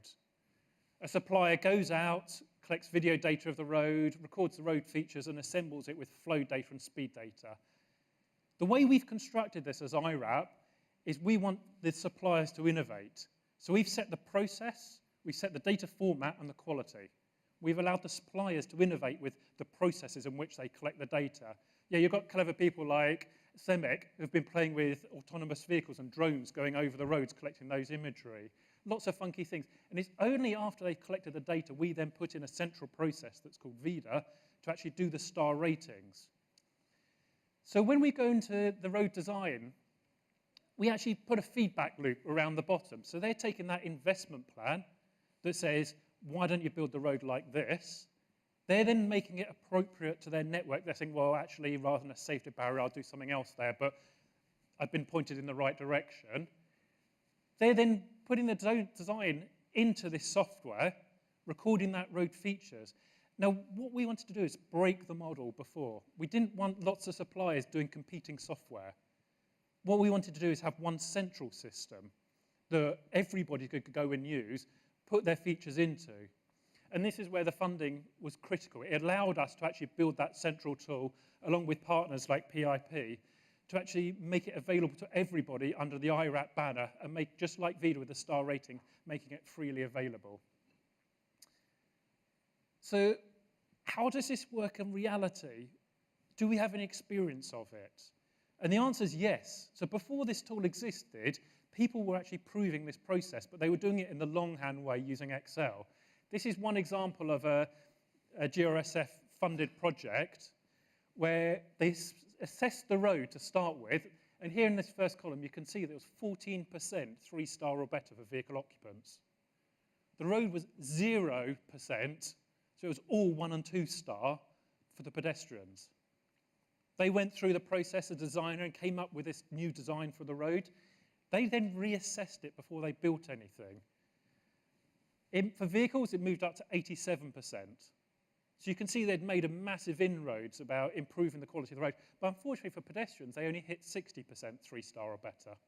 And it was only when they went through that process again and again, iterating their design, whilst it was still in the CAD package, they finally got up to about 98% for vehicles, but more importantly, 88% for pedestrians. The nice bit about this is it didn't cost any extra money. Whilst it's still in the CAD package, you can actually make changes very efficiently. We've seen that if you have to upgrade a road after it's been opened, typically it's 10 times the cost to put those safety features in. So how does that relate to this tool that we're launching today? In an overview, this tool is, you've got the design plan, you then capture images from it, whether you're using a smartphone because you don't have the actual original drawings, or if you have the original drawings, you can upload those into the software. You can then go through those designs, recording the road features from those manually at the moment, and then it pushes it through into VIDA to create a star rating. Now, I know that sounds all really vague, so what I'll do is give you a demonstration of it in action, so you get a bit of an appreciation of what it's like. So the best way to access it is via VIDA. So VIDA is, like I said, the star rating engine. And here you can see me moving around. The nice bit about VIDA is it's free to use, so you can register an account if you don't already have one. So here you can see I'm logging into it. When you land in VIDA, you see this button. At the moment, or prior today, it had a beta label on it. It's now publicly available. It says, do you want to open it in a new tab? So I've gone it. So this is the tool that we're launching, Star Rating for Design's web tool. Here you can see I'm expanding the data hierarchy to get to my data set. And I'm creating a data set, so I'm putting an example name in there. And the reason we have that is to actually manage the data so that people can work in their own areas and are carefully controlled. Now you can see I've opened my data set on the left-hand side of the screen. The first bit of the process is to actually get road geometry. What we realized quite early on is there's different ways of getting road geometry. What we've put in the software is the ability to either draw the center line in there yourself, if you quite like drawing things like I do, or you can upload file that's been previously assessed to an IRAP standard, whether that's a manual file upload or you're extracting it to VIDA. And then the last one we put in there as well is the ability to put KML files. So straight out of your CAD software, you can export a KML file and put that in there. So now if I refresh, you can see it'll jump to a road in Kazakhstan. So this was a partner project and a proving ground for this product. There's an upgrade the bank was funding. I've just done one section to make it easy. But here you can see it's about 44.5 kilometers long, this one road section. And it's just one carriageway of multiples. The next bit in the process is upload your designs. To keep things simple, I'm only going to upload 2 different design files. Otherwise, we probably could have been here for the rest of the day uploading them and coding them. So for your time's sake, I thought I'd do that. So here's a cross-section going in there. Next, I'm going to choose from this road is an intersection. So that's going to save it into the system. The nice bit about this also is by uploading them to the system, you're automatically putting the data available for the person who's then going to come and quality assure it. So they've almost got the data pre-sorted for them, rather than having to go through the whole process again and try and figure out the rationale of why you coded it the way you did. They've got it. The next stage in the process is to attach that road design to your geometry. So here you can see I'm actually going to go down this road and say it's relevant to this 20 kilometers. So I'm going down there, clicking them. You can also interact with a map on the side. I just prefer clicking in the menu. And you can't particularly see on the screen, unfortunately, but on the map there's a small section red that's growing and growing and growing to show that's what's been selected. So now I'm going to assign them and link them together. I wanted a quite unique name, nothing generic for me. Now you go into the coding interface. So you can see that road design's popped up in the middle. And you can see quite clearly it's a Kazakhstan one. It's not in English, which makes it really hard for me. You can see on the map, you've got the 100 meters that you're currently assigning that data to. And down the bottom, we've got all the different buttons on a tabbed menu. So I've now focused in on that individual carriageway that we're going to code this data for, and I've locked it. So it means the next time I come in, we've got the view exactly as I wanted it. And now I'm going through this diagram and going, what data can I extract from it? So first thing to notice, on the left-hand side, and for Kazakhstan, that's the driver's side, we've got a safety barrier. I can clearly see that's just over 1 meter away. So I've put that's 1 to 5 meters. There's a paved shoulder in between you and that safety barrier. On the right-hand side, you can see there's a slope, a downward slope from the road, and that's 3.75 meters away. So I'm recording that downward slope, and it's between 1 and 5 meters. Once you've gone through this process, and you can see I've put that small paved shoulder on there, you can then go to the different tabs, record the features that you can see from that 100 meters, from that cross-section. If you notice down the bottom right of the cross-section dialog box, there's a little pencil. This was another one of helping the person who's coding it actually put comments in there so we can record the rationale. I've coded this as a safety barrier because I can clearly see there is a safety barrier in the picture, or maybe something a bit more useful. In this one, you can see I've put on 2 lanes, and they're wide lanes. You can see that clearly noted on the diagram. I've had to make assumptions as well. But in this case, they're quite reliable assumptions. I've said the surface is going to be good quality. You'd certainly hope so. If you're doing a road upgrade, you put a good surface in. Likewise, there's not going to be any roadworks when it's finished. The next stage is to assign those coding values to the road geometry. We've done a couple of different approaches. In this case, I said I wanted to apply to all of the 100 meters I've selected. Now let's look at this intersection. This intersection is 5.7 kilometers down the road, so I can now select that 100 meters it's relevant to. It's jumped to that 100 meters. I can then go and actually record the road features from it. I'm going to put in an easy to understand name for that layout.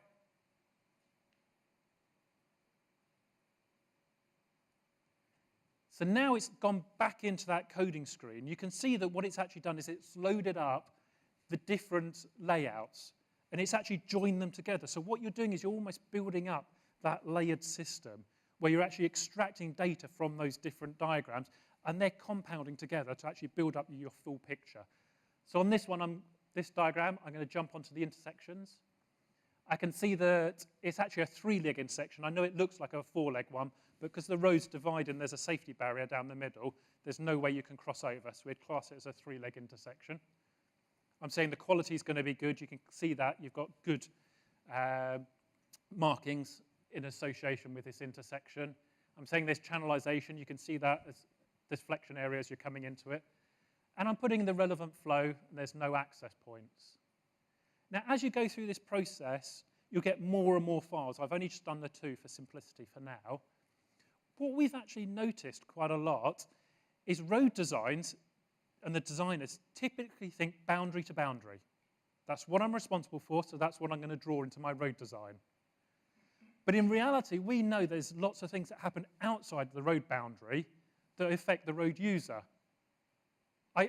When I lose control of my vehicle and go drive off the roadside, I don't suddenly stop on the road boundary and say, oh, no, okay, that's not within their remit. There might be trees that I might hit there. And so what we wanted to do is fill this gap in the data is to actually put in road survey layouts. And so at the moment, what we've done is made available is Mapillary and Google Street View. So you can actually go and look at the imagery for that. Unfortunately, Kazakhstan doesn't have any of those sources at the moment. So I'm going to quickly draw in a center line, manually draw it in, so you've got a demonstration of this, for the M4 in the UK. So you can see I put in the section, the road name. I'm now selecting which carriageway I'm going to code. And just for in case you're worried that I'm going in slightly wrong, in the UK we drive on the correct side of the road. The rest you drive on the right side of the road.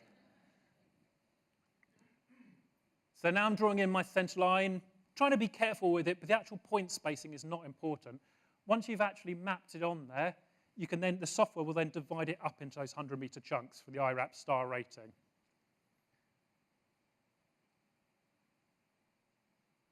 So now I'm going to click OK. The software is going to go through there, compute the different distances based on that central line, and split it into those 100-meter sections. Don't worry, Ben, I've nearly finished. So let's attach a survey layout to this. So I'm going to go in there, get layouts, select a new survey layout, choose Street View, brilliant source of data. Select the different 100 meters that it relates to. And I'm going to do all of them.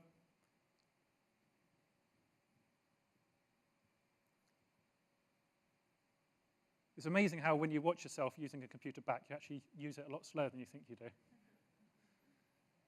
So now I'm going to put a label on that layout and save it. So now it's going to take me back into that coding interface. And here you can see it's actually pulling up that Street View data using the Street View API. So I can now look around and say, what data do I have missing? What wasn't on that design plan? So then I can, on this one, I'd go to and put in the land use. I can see that it's actually rural on both sides of the road. Once you finish this process, you can then go back to the previous screen, save all the features. You can then actually submit the data for quality assurance. So the person can go through and say, yes, I agree with what you've coded. That's going to produce an accurate result. Likewise, you can press the button, it submits it across to VIDA, and VIDA will generate your star ratings for you. Associated with this, we've done some additional reporting. I'm not going to demonstrate those today. But what we've done is an ability to actually compare the different star ratings side by side. So you can say, what is my road at the moment? What is it going to be when I upgrade it? A nice little announcement that we've got associated with this design tool. I don't know if many of you have heard of the Lower Thames Crossing. Certainly a lot of people in the UK have, and they're promoting it quite heavily. If you've ever been to the UK, around London we've got a really big perimeter road. They've invested a lot of money in building it. What they're doing is realizing that that can't carry the capacity further down the Thames. So they're going to build in this new route.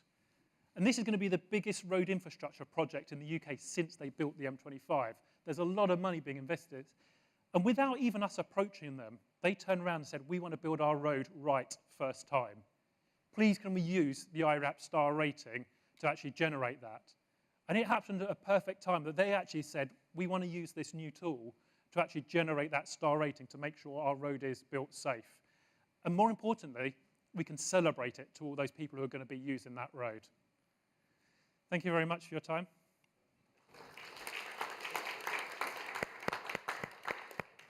We are given 20 minutes to briefly introduce our tour, but for those who are interested in more details, James and I co-organize a half-day workshop at World Bank on Monday. We'll provide lunch and we'll provide coffee, and you're welcome to come to the World Bank to listen more about this tour. Thank you so much for your attention. Thank you, Jing and James. Very good. We'll just move along right now to shift gears a little to the topic of designing safer cities through tactical urbanism. And we have Andres Blanco from the Housing and Urban Development team at the IDB here. And this is a thing there's been a lot of activity in the last few years, so we're excited to hear from you on your work. Excellent, thank you. Warning, I'm not an engineer. I'm not in transportation. I'm the director of the Cities Lab in the Housing and Urban Development Division here at the bank.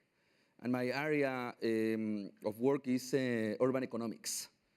So beware. The title of my presentation today is Designing Safer Cities Through Tactical Urbanism.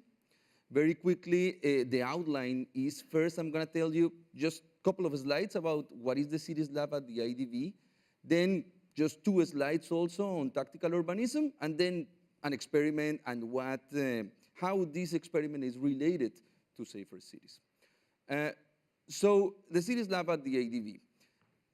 A year ago, my boss approached me and a group of, a team in our division, asking us how to include more innovation in our operations, in our lending operations for urban infrastructure.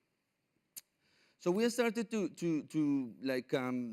research a little bit and go to different innovation labs in the United States, in the region, and Europe, trying to define a model of how could we include more innovation in our operations. And what I'm going to explain, what I'm going to show you, probably is not going to be that innovative for you, given the audience, but let me tell you, it's very innovating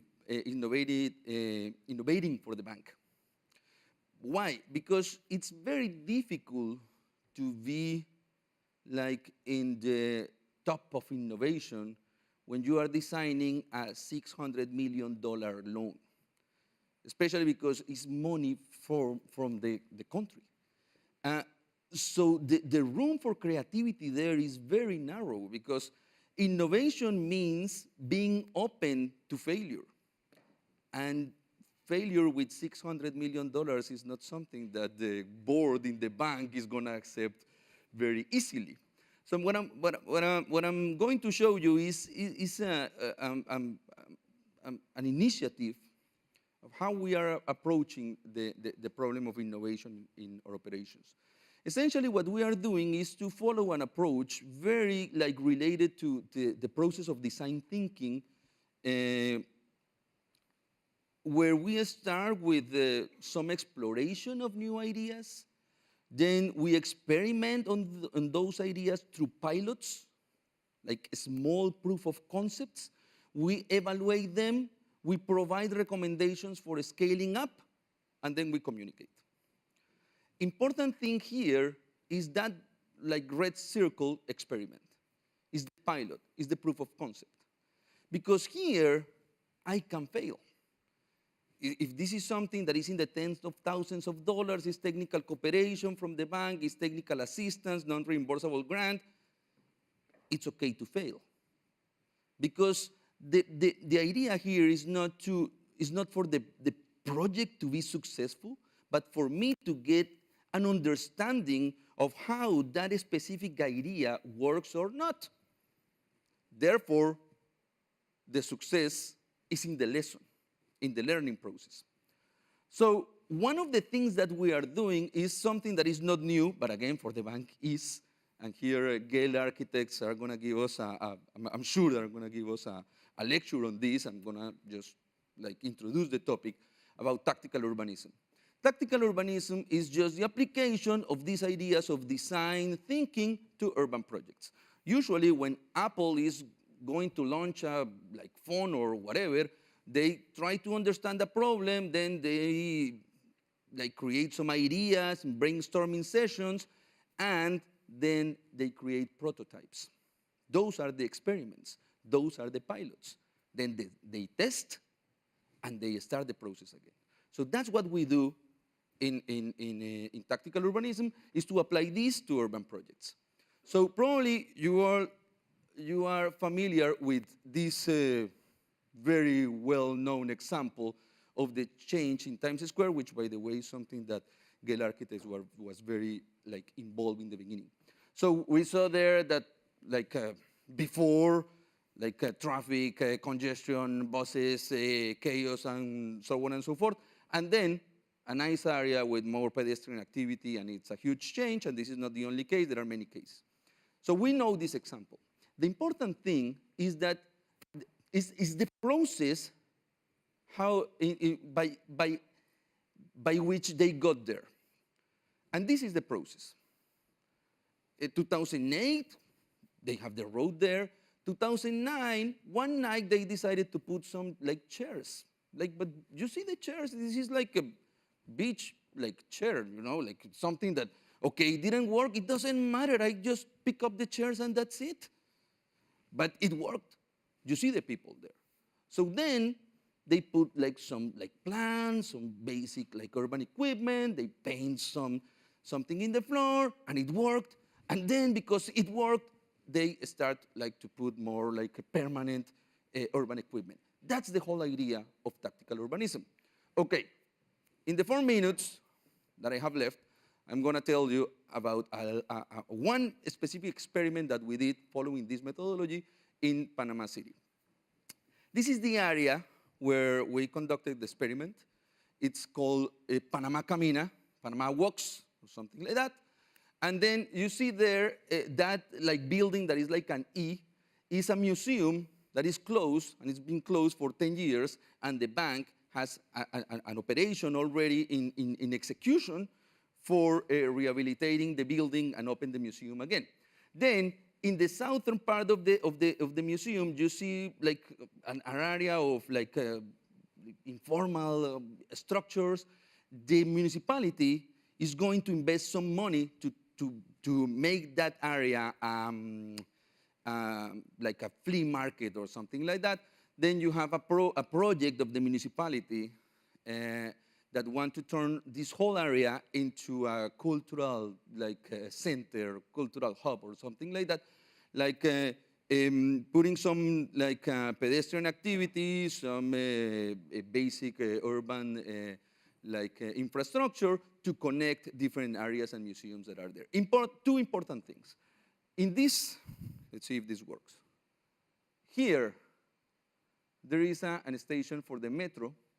And here, from this point to towards this direction, the road is a pedestrian area.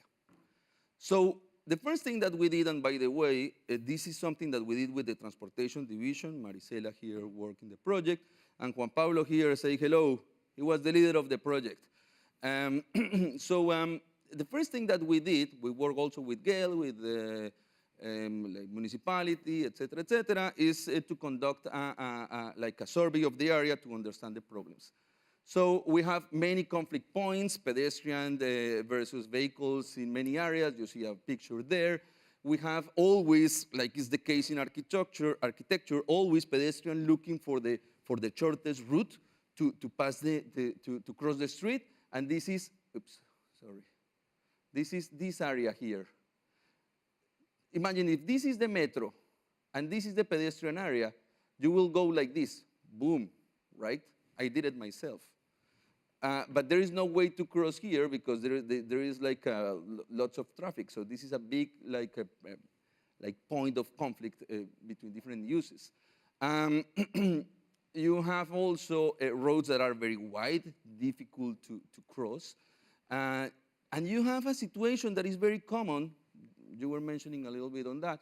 You have a public space that is 80% for cars and 20% for pedestrian, when the counting of people showed that this area has like around almost 90,000 pedestrians per day, which is 60% of the use, and just 40% of cars.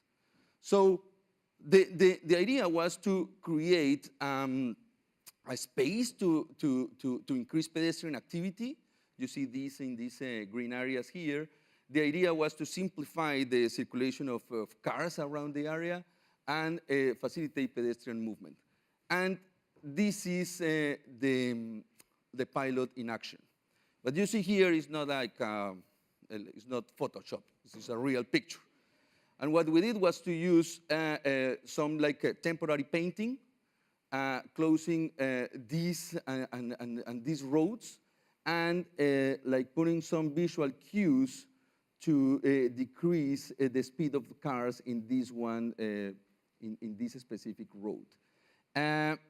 Completely experimental. If it doesn't work, we clean the street and that's it. Nothing happened here. So this is a picture you can see there, like first in the area. You remember the area where I show where people, what architects call the desired paths, right? People cross like always, use always the easiest path. So this is this area, the area that I show. So what we did was to create a pedestrian area here and then to put some lines to give a visual like signal for cars and separating the uses. Then we like implemented a sensibilization campaign, and the results, I'm going to give you the results in January when I come back, because the pilot is exactly in execution as we speak. It's 3 weeks. It started a week ago or so, and it's going to run until December 14, 16. So results in December 20-something, Christmas gift. But I can show you 2 pictures of before and after. Like you see here, this is the before. You see how this area was full of cars. Now it's pedestrian. You see this car using the discharge area here. You see in this one the same thing. Like this is the area from here to there was the pedestrian, the road that is already pedestrian. So what is happening here is that this is an area of a lot of informal commerce. So most of this traffic is just taxis that pick up people here and then follow this route. What we did was to close that to pedestrian activity, and the result is, at least from what we are seeing visually, we are seeing that people are actually using that space. We are counting everything, like every day we are counting pedestrian activity, cars, and so on and so forth. So we are going to have an evaluation very soon, but I already like passed my time, so I'm going to leave it there. Thank you. Perfect. Thank you, Andres. It's amazing to see how urban space is used in different ways and can be utilized in better ways. So moving on, I wanted to get to my colleague Anna Bray-Sharpen, who's an urban mobility associate at World Resources Institute in our cities program. Anna's going to present on safe cities by design and speed management.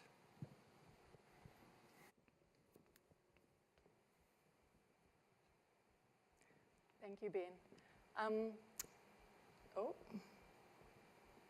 Let me just try and remember the instructions with the buttons. Okay, so I'm going to be talking about speed management today. I know this is a topic that has come up many, many times already throughout all of our discussions, and that's great because it's something that we see as the most important element of a safe system or a Vision Zero approach to road safety. And I'm going to be trying to just draw out some threads about why this is the most important part of road safety today in my conversation, and look at some opportunities for how cities can be taking speed management forward. So this diagram here is about the 8 key action areas that we have identified that can be combined together to create a safe system for mobility. We identified speed management as one of these action areas, but really the reason that it's so important is because it's cross-cutting. Speed management includes almost every other action area. It includes street design and engineering. It includes land use planning. It includes mobility options, education and capacity building, regulation, and also vehicle design and technology. So why else is speed management so important? Essentially, speed management is a contributing factor in every single crash. We hear a lot of statistics of anything between 25 to 50%, depending on the region, in terms of speed being the main cause of the crash. But the fact is that if cars weren't moving, they wouldn't be crashing.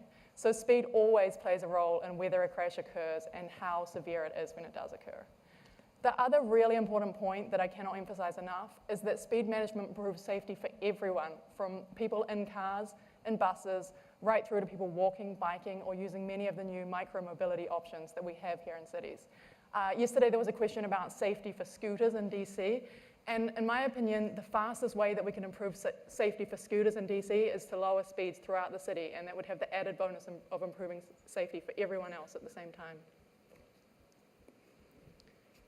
So I was sorting through all the different diagrams that we have about speed and the impact of speed and crashes, and I'm sure you're very familiar with many of them.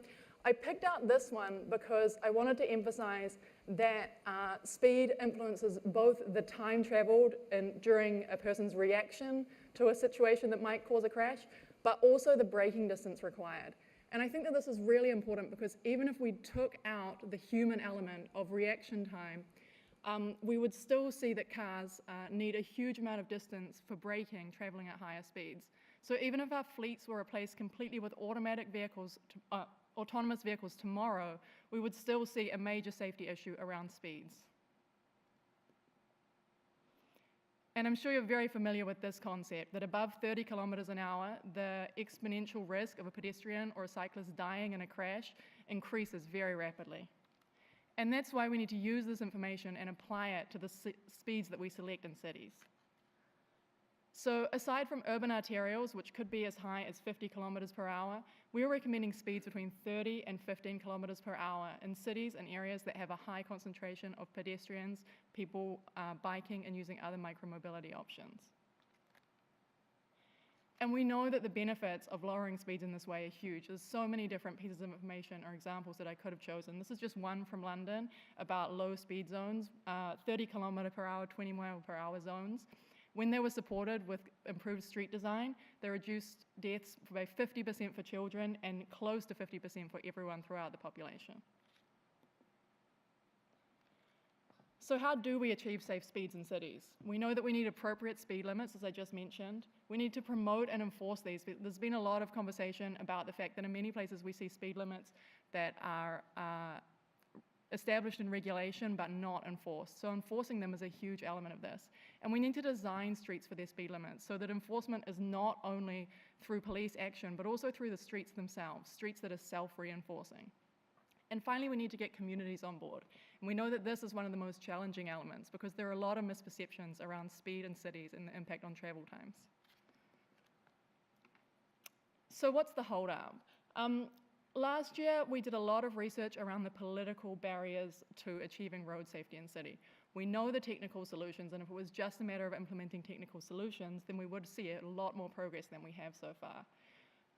So basically, we looked at a case study of 3 different cities around the world, Mumbai, Nairobi, and Bogota, and tried to draw out ways that we could overcome some of the political barriers to road safety. So we know that with speed, there are really big fears that lowering speed limits will cause congestion and longer travel times.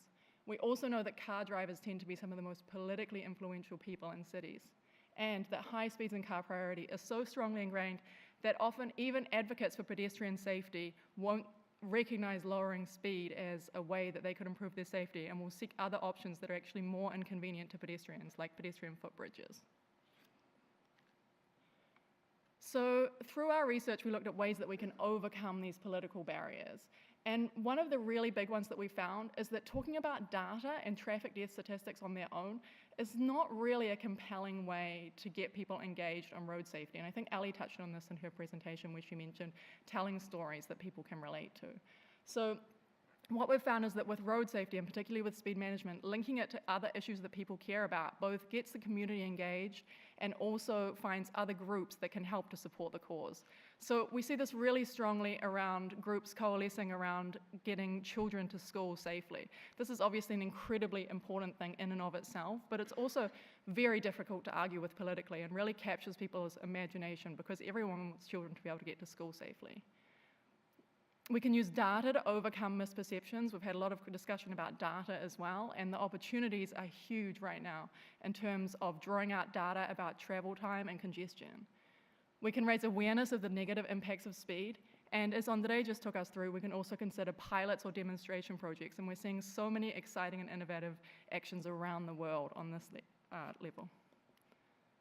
So finally, I really want to emphasize that cities can take all of these things, but they really need to take into account their local context as well, and that's where we see the greatest success in terms of speed management. So I just wanted to highlight these cities here. São Paulo, Brazil, we see great innovation right now in terms of 40 and 30 kilometer low speed zones with both temporary and permanent designs. Mexico City really focused its speed management efforts around the revitalization of its historic center. Bogota, Colombia, as we heard yesterday, has targeted 5 streets that are generating 25% of the fatalities in the city. And in Addis Ababa, Ethiopia, they found that it was politically viable to lower speeds across the whole city in one go. So I wanted to leave you with that slide and the inspiration to take speed management and adapt it to your local context. Thank you.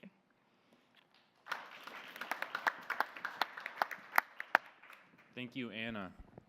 It's nice to see the connection between what Andres showed and your suggestion of looking at pilots and those types of tactical urbanism treatments that can be used to do that. So I think we'll continue down that path, actually. Julia Day, an associate at Gale Studio, is going to give us an overview on the importance of urban planning and creating cities for people. I always want to say cities people with a Danish accent, like Jan Gehl. Cities for people. You know? I'm not sure if there's any Danish people. Well, there is a Swedish person here who could correct us, but good morning. Thank you, Ben, and thank you, IADB, for having us here. I'm Julia Day, and wanted to talk a bit about how we can use human behavior to guide us in redesigning our streets to make them safer and improve quality of life. I'm with Gale Studio. We are a Danish company with offices in New York and San Francisco, and our mission is to make cities with and for people. We really believe that we have to study human behavior to understand how to design, and that everything we do in cities and in space is impacted by the built environment around us. So our practice is made up of social scientists, economists, sociologists, but also designers, architects, planners. And a guiding principle for us is that we measure what we care about. This is our co-founder, Jan Gehl. For those unfamiliar, we sometimes refer to him as the Jane Jacobs of Europe. He started his training as an architect in the 60s, believed in modernism, was building towers in the sky, lifeless streets, and his wife, a psychologist, said, where are the people? What are you doing to these communities? He said, you're right. Where are the people? Let's figure out what makes a great place for people. So this mantra, we measure what we care about, for us that means people. And we have a methodology, a public space, public life survey that we use around the world. We've worked with over 250 cities to actually collect data on how people use space, where they move, where they stay, what the life is like in these different contexts. So we're here today to talk about Vision Zero, and I think something that's so great about the Vision Zero campaign is its clarity of purpose. We want to eliminate traffic deaths, and that is incredibly necessary. Traffic deaths are preventable. They're not necessary, but we want to ask and provoke, hopefully more discussion here around, but what else? And in addition to making our roads safer, what else can this campaign help us achieve? And how can we use it to also improve quality of life? So part of why Vision Zero is so necessary is because for decades, especially in the North American context, people using our public spaces have been sidelined. So we have a lot of designs that are made with no consideration to how people are actually going to use a space. Andres was talking about desire lines. You find paths like this all across North America and I think the world.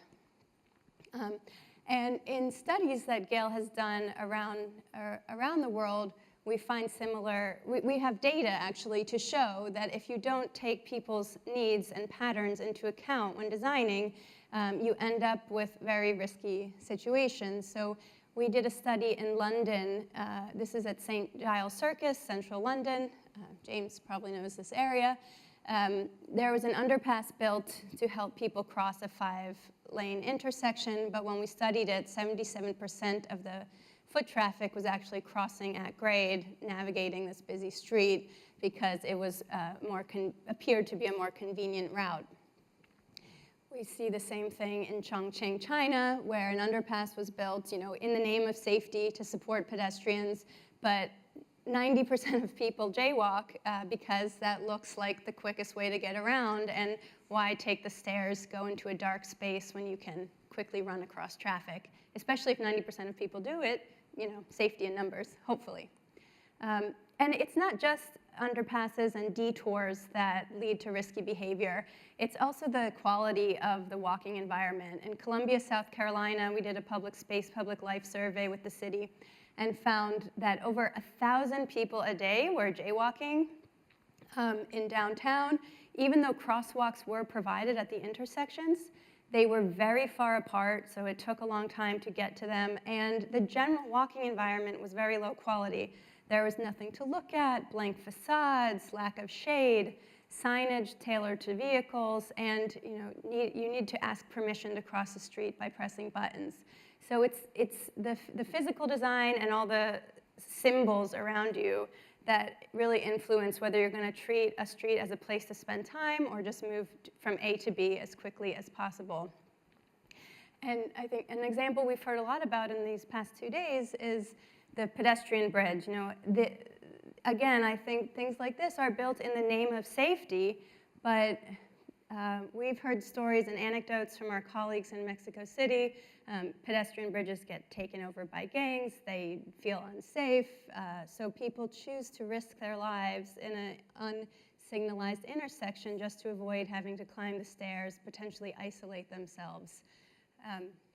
And so, these types of examples, while done in the name of safety, don't really put the needs of people first. And if we really want safe, equitable streets and cities, we have to think about what that actually means.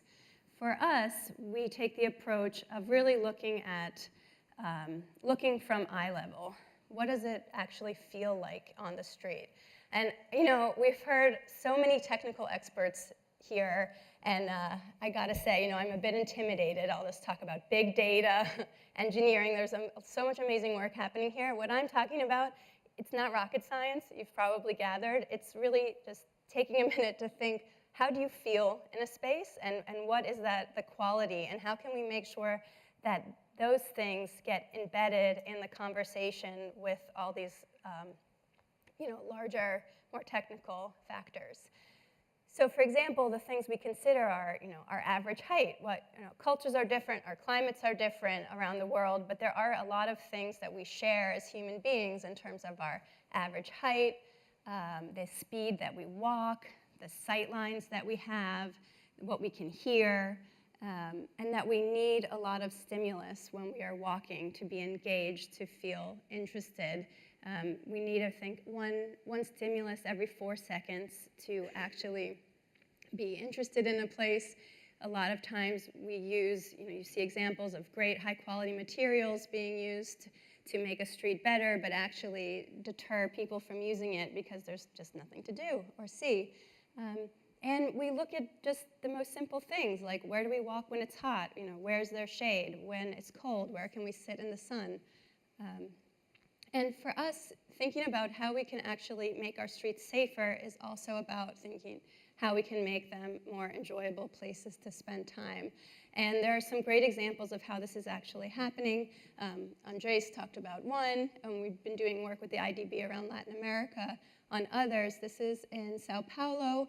We did a study with the city to collect data on where people were walking. We found a high rate of jaywalking at this street.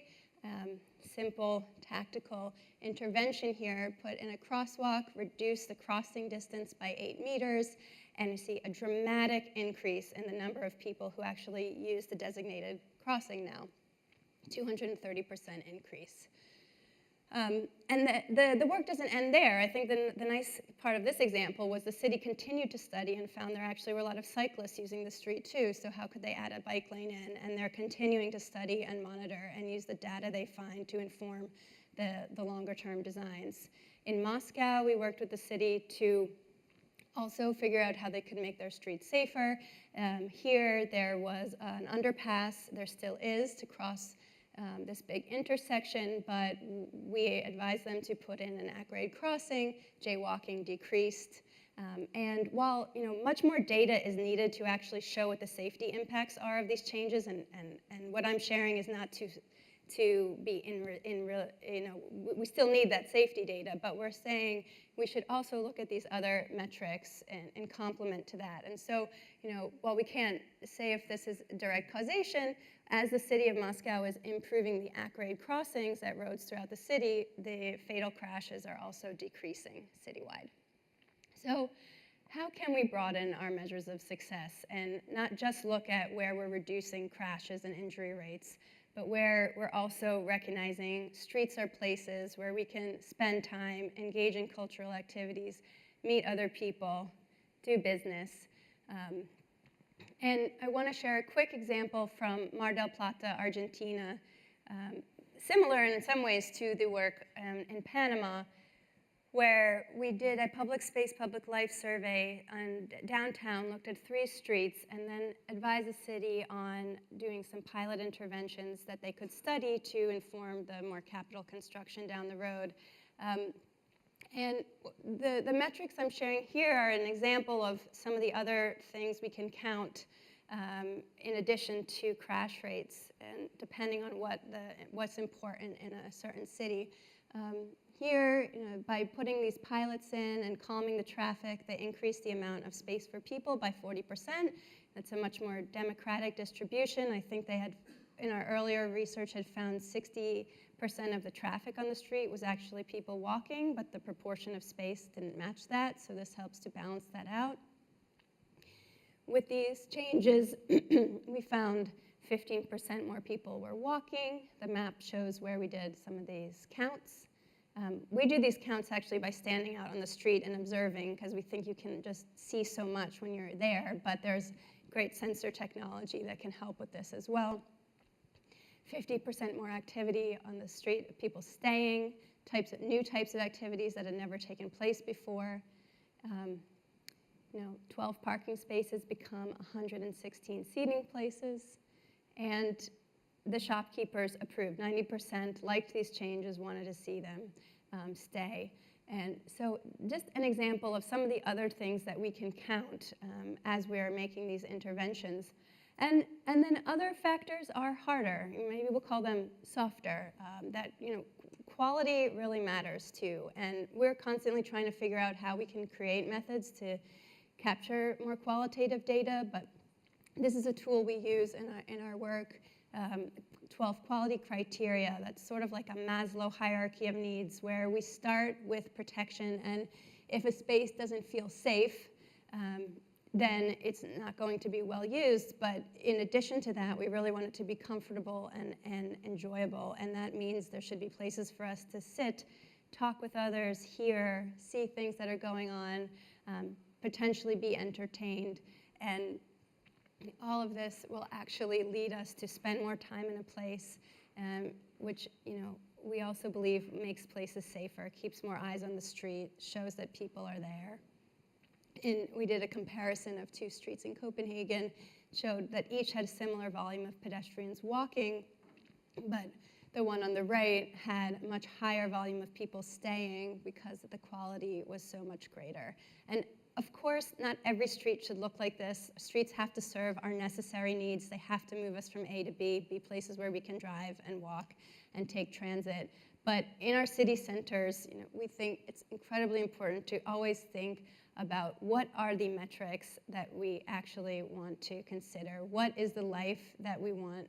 I'm flipping because I'm going late here, but what is the life that we want to be inviting in our streets? So as we make them safer, how can we also make them more enjoyable places to spend time? Thank you. Thank you. Thank you, Julia.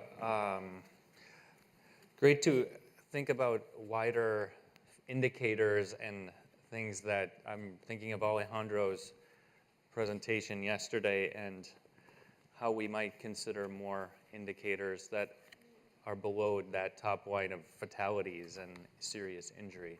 So anyway, moving on, John Fletcher is a principal road safety specialist at the TRL in the UK, and he's going to give us a presentation on national leadership and accountability, Highways England success. Hi everyone, it's great to be here. Really great event so far. I've got to say my talk is a little bit of an outlier in this session. I'm not going to be talking about anything urban and not much design, but I think it's right on the material for the whole 2 days and the whole workshop. So a little bit of background about the roads that we're working on with Highways England. It's 12,500 kilometres of road that we've had coded, and Marco is very much involved in that as well. It's mostly, well, it's 40% motorway, high quality highway, and then there's 60% slightly less quality divided, but there's also some undivided road as well, which is problematic. It accounts for 34% of the road travel in England, and a lot, two-thirds of the freight. It's 3% by length of the roads in England, but you can see there 16% of the fatalities, so it's in that kind of 50% fatalities, 10% of the length kind of metric, which IRAP talks about a lot. Huge number of vehicles use it. There's a lot of problems on it that Highways England staff have to deal with in crashes, material on the road, that kind of thing. So it's really important economically for England. Highways England's a new organisation, relatively new. It's been formed about 2 years from what was the Highways Agency, and they're investing a lot of money into that network at the moment. That's an indication of some of the schemes and the lengths of road that are going to be affected by investment by 2020. And they're doing a lot of this. They're putting a lot of smart motorway in and expressway, which is smart motorway for slightly less high volume roads. And there's a lot of ITS measures. That's one of the main features of smart motorway. So a lot of investment in that. They've got a good safety record in UK terms. They're very good at monitoring crashes, looking at things reactively. And they've got a key performance indicator, which is to get a 40% reduction based on the base level in killed and serious injuries by 2020. They've also adopted safe systems, and there's much more of a focus on vulnerable road users. So what leadership they're showing, it really links very well to IRAP and star rating that we're doing with them. So I've talked about the key performance indicator, but there's also a 90% travel on 3-star or better roads by 2020 target linked directly to IRAP performance. They've also got another one, slightly less vague. It's reduced the length of 1- and 2-star sections on the network. But they've got people looking at them and assessing their safety performance. So if they don't significantly reduce the length, they're going to have some bother. We are going to recode the network. We coded it, the 2015 network, a year or so back. And we're going to redo that in 2020. And we're coming up to 2020. We're redesigning and changing the metrics that they will be judged against, and IRAP will be heavily involved in that process as one of the key things, a key measurable performance indicator. The project we've got, it's not just about running IRAP star rating. The client is fantastic. They're investing a lot in enhancing the model. So we talk about, it's a program, it's not a project, it's a series of linked projects, and there are benefits that the client's funding that will benefit everyone who's applying IRAP star rating. They're also using IRAP star rating as a way of coordinating with other stakeholders, other road safety stakeholders in the country as well.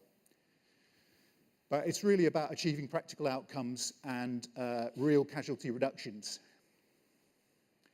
So the kind of things we're doing is actually bringing new junction types into the model, because some of the junction types that they've got, and these are also right across the world, don't fit well with as well as they could with the coding that's presently there.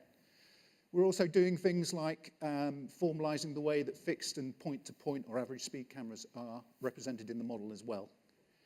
And a major thing that we're doing is introducing a shunt module. So we're enabling IRAP star rating to model a whole lot of the along crashes, which aren't actually modeled at the moment.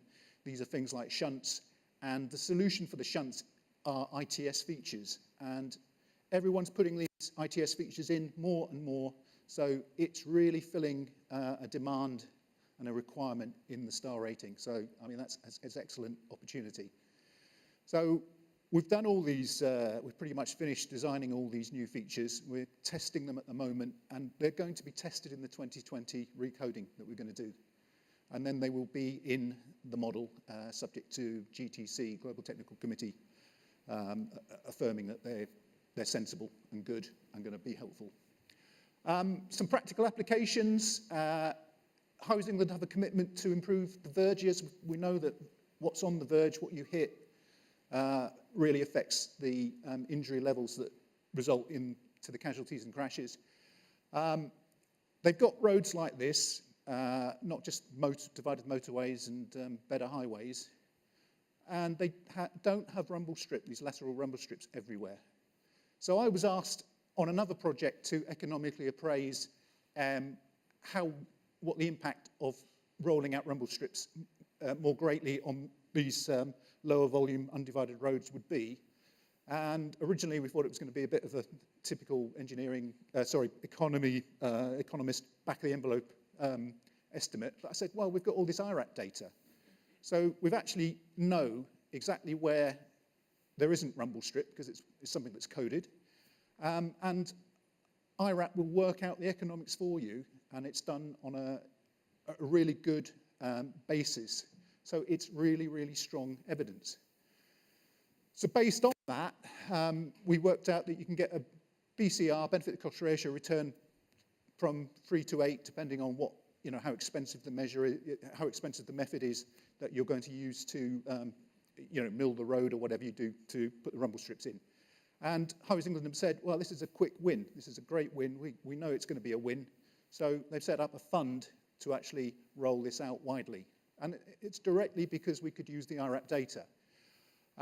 Just finished training 100 engineers. I've said Housing England have introduced and want to adhere to safe systems.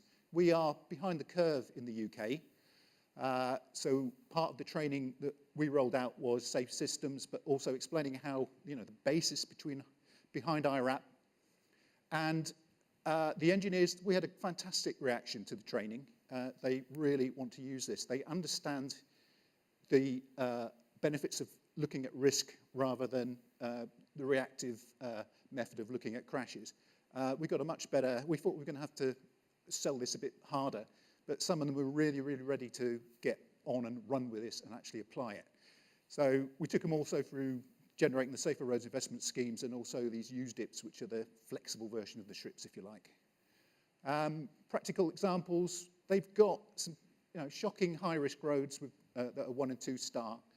Using IRAP and the SRIPs, we can get them to much more length of 2 and 3 star. And then when we were adding speed management in there, we were getting the majority of that up to 3 star, which is their target. And these are the roads where there are very few crashes, but the risk is very, very high.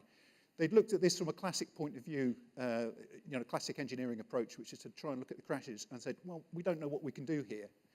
Can you run IRAP on it? I said, yeah, of course we can. And we came up with a whole lot of slightly different approaches, and it's really, really effective. And the engineers see that this is something that they've been waiting for that can help them on these roads, which they know are high risk, but they can't take the classic sort of crash data analysis point of view.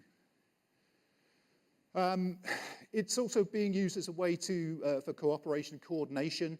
The client's funding research into a light tool based on IRAP star rating. And this is for the next tier of roads down from their network. So the local authority roads and a new sort of, there's a new tier of roads coming in, which is the one below the strategic roads. So this is being done for the Department of Transport as one of their programs, but it's going to help the local authorities. It's going to help Huizingden as well, because obviously their road network links to the local authority roads. So it's a win-win. Everyone should be a winner. Just in summary, IRAP is really, really helpful because it produces clear metrics and targets, so you can measure performance. There's a lot of discussion about measuring things to manage them. So it's being used to judge the performance of our client. The client is not just thinking about their own network and their own needs, but they're actually helping to improve the model for everyone worldwide. What it's really doing as well is a safe systems leg up. It's a really, because IRAP star rating is so immersed in safe systems, KSI targets, vulnerable road users, it's giving them a huge advance towards being, adopting safe systems in appropriate ways. At the end of the day, it's got to be a practical and innovative, it's a practical and innovative application, and the project's great. And it's going to also assist with this key performance indicator, the 40% reduction KSIs by 2020. And they do have Vision Zero inspired target, which is the 2040 zero harm, and that's for all road users, people working on the road as well, which is something that they care very much about. And IRAP star rating is being used to work out how they get to that zero harm target by 2040. So it's a tiny bit over, which is good for me. So thanks very much. You can just give, yeah, I'll take nice. Great, John, thank you. And we're nearing the end here. I think we'll do one presentation. Do we have a couple minutes for questions? Alessandra Franzoia is going to present on training and accreditation. Oh, I'm sorry, you're the training and accreditation coordinator for IRAP, but what you're going to talk about is building capacity for results through training and accreditation. Makes sense, matches your title, right? Yes. Bom dia, buenos dias, good morning. I'm the Training and Accreditation Coordinator, and I'll present our program. I think this is the first time we present this program, the new scheme of this program, to a bigger crowd.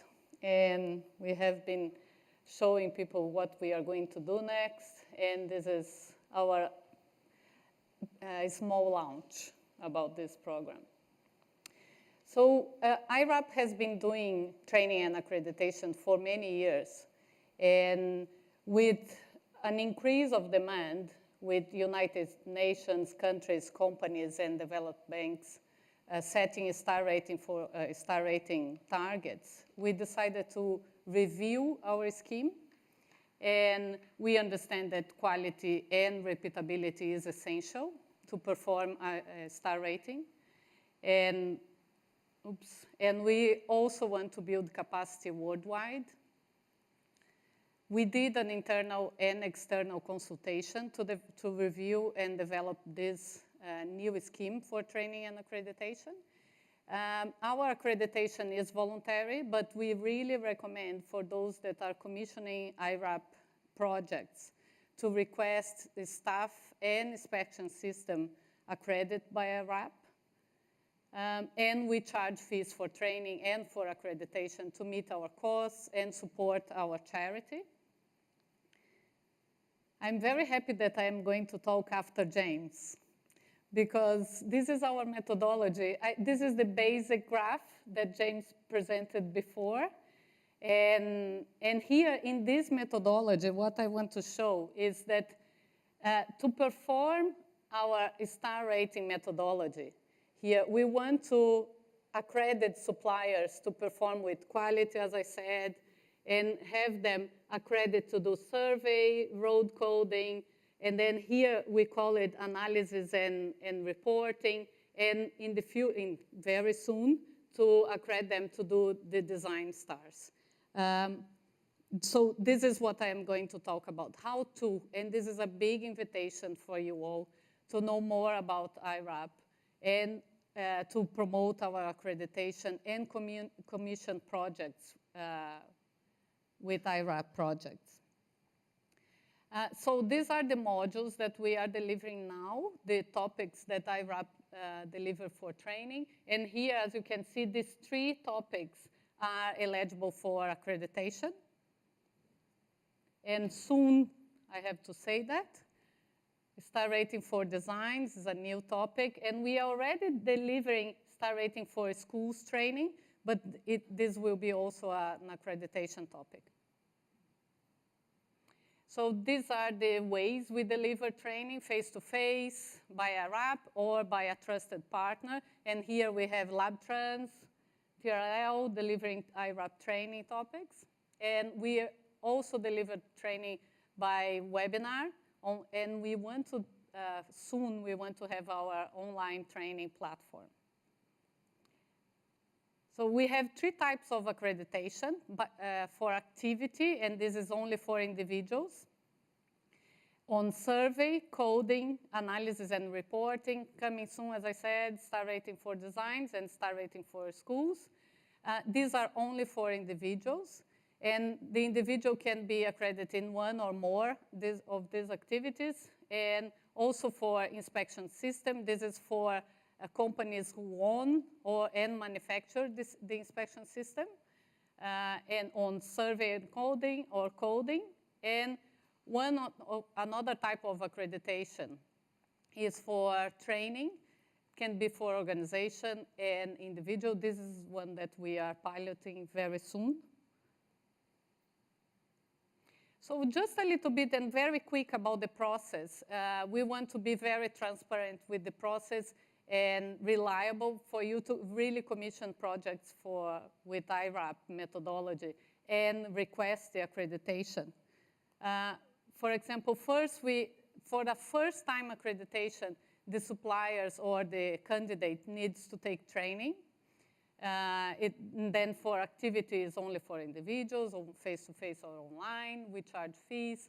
And then after this training, they take testing. They agree with IRAP Code of Conduct. If successful, they will have 1 year interim accreditation. So they are published on our website. They can use IRAP Accredit logo to promote their status. They can undertake IRAP projects, and they will be part, of course, of our accreditation community.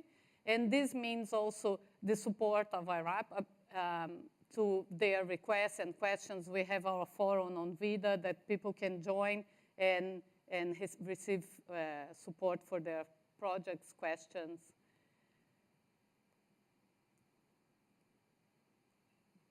I think this clicker is already tired of the presentation. So these are an annual accreditation. For the renewal, we will assess their performance. They need to assess their compliance with our code of conduct. We'll check client feedback, and there is a renewal fee. We may assess if they need training and testing, new testing. So for inspection system, The accreditation, and again, it's for companies who own and manufacture the inspection system. So just a question that is very current to me. If you buy an inspection system from ARB Systems, Blair is here. If you buy this system, this is Hawkeye is already accredited. You don't need to submit for accreditation again. So it's only for the companies who own the system or manufacture. So to submit the accreditation, the company has to perform a 10 kilometers survey. They will send the documents, the images, and the codes for us to assess. And the IRAP will check and review the data, the compliance with IRAP survey manual. And one document that's very important is the health and safety plan and the user manual and the availability of training for new users.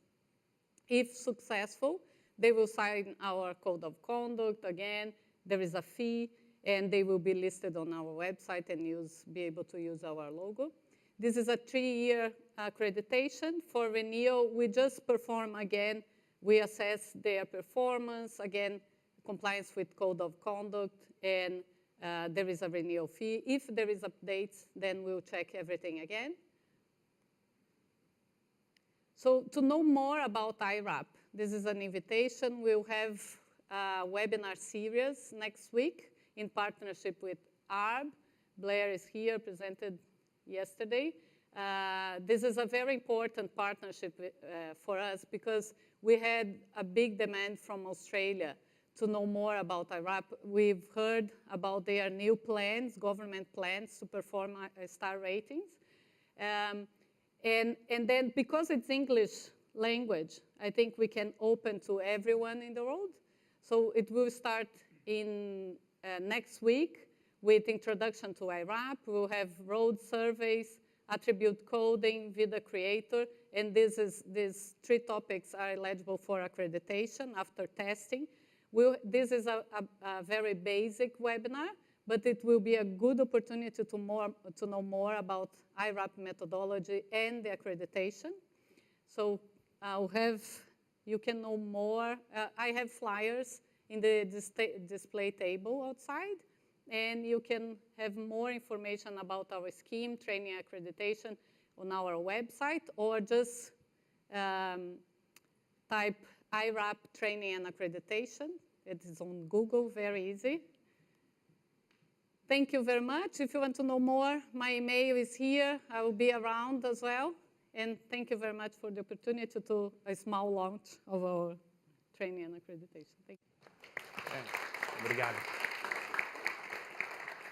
Great. That was excellent, Alessandra. Why don't we go right to questions from the audience? Do we have any questions? Maybe I can start quickly off while Miguel. I want to ask about urban and rural a little bit here, but one question I want to ask is, are vulnerable users, I don't know if design for vulnerable users is being accounted for as much as it should in rural roads, especially in low and middle income countries. I think we struggled with this when we were talking about safe system and what it means. So I wonder,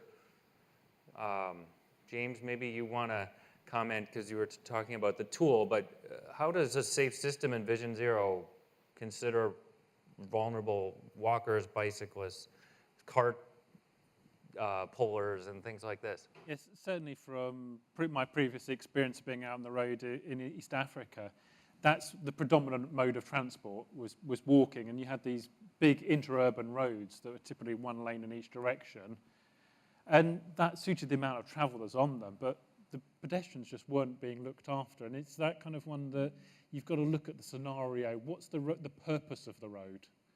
And the purpose of the road is often misunderstood, that it's about moving vehicles around. And I think it's only when we start saying, what's the purpose of the road, can we actually start applying a safe system to it. And certainly in those roads, I'd be challenging saying they should be footpaths on them. It's a no-brainer. When you do the economics, it doesn't always stack up, but actually that's not a justification for not putting in these basic features. Thank you. Miguel, did you have a question? Yeah. Okay. quickly. You have online questions. Online questions. So, so far we have 2 questions from Jamaica, coming from the Caribbean. First one I believe is for James. For the feature of using the image to code missing elements, does it have to be done using Street View, or can another picture or video be used? Second question. Comment and question. Jamaica suffers from severe congestion in urban areas, especially in Kingston. We understand the approach of framing safe speeds in a way that everyone can get behind, like children reaching to school safely, etc. But how do you combat the fear or reality that reducing speeds will create congestion where it may not presently exist? So if I take the first one of those, because that was relevant to me. At the moment, certainly you heard from Stafford earlier about the new approach to Street View and creating your own Street View data. So if it's not already existing, you can certainly do that. But that's why we've also created the tool in such a way that ultimately other data sources will be added in there, so that if you do have your own data source hosted somewhere, we will look at adding that functionality so you do have the ability to cross-check it. I'll take the speed question. I think there's quite a lot of research which says if you can regulate people's speed, so you have everyone going a bit slower, then the flow breakdown will actually happen later. So I think it's a case of looking at the evidence and letting people know that actually everyone's going slower, but ultimately everyone's going to get there faster. So. Really good examples of this when they've been upgrading the Highways England network that normally runs at 70 miles an hour. They purposely put in 50-mile-an-hour limits and put point-to-point cameras in. And actually your journey times are faster because everybody's actually going at a more consistent speed and you get less congestion. So it's one of these oddities that by actually managing the speed better, you get a far better experience and people get there quicker. Go slower to go faster. Actually, on a smaller scale, I think that New York had a similar finding. In the Broadway example that Andre showed, the taxi drivers are the primary user, but all vehicles actually speeds increased when they turned Broadway into a plaza because it actually rationalized the traffic and made things just easier to follow. Exactly. So I think there's 2 things there. One is that although it's counterintuitive, it's actually the location of intersections and the amount of other vehicles that really affect the speed and congestion in cities rather than the limit itself. And then the other thing is when space is rearranged, we can actually see that a similar flow of vehicles can often move through a smaller space in a faster way if there's more clarity around how the space should be used.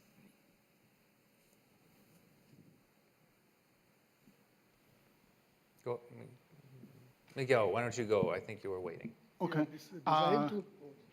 Then we'll go to the gentleman from Delhi after that. Okay.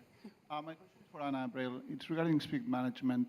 I am from Barcelona. In Barcelona, the municipality has been for a long time trying to reduce speeds, bringing them down to 20 or 30 kilometers per hour, which is the ideal speed that you mentioned. Clearly, this has a positive impact in terms of safety, but some voices have a reason saying that this has a negative impact in terms of environment. Apparently, at low speeds, the emissions from cars are higher. What evidence is there about this? I haven't heard about that evidence from Barcelona, but when I worked in Mexico City, there was also some similar concerns that were raised from research there. And what we found looking into it is that lower speeds can cause greater emissions when there's a lot of stopping and starting. And it's actually the stopping and starting that tends to cause the higher emissions rather than the speed itself. So if through lowering speeds we can gain what was already mentioned in terms of a smoother traffic flow, then that tends to counteract that emission issue.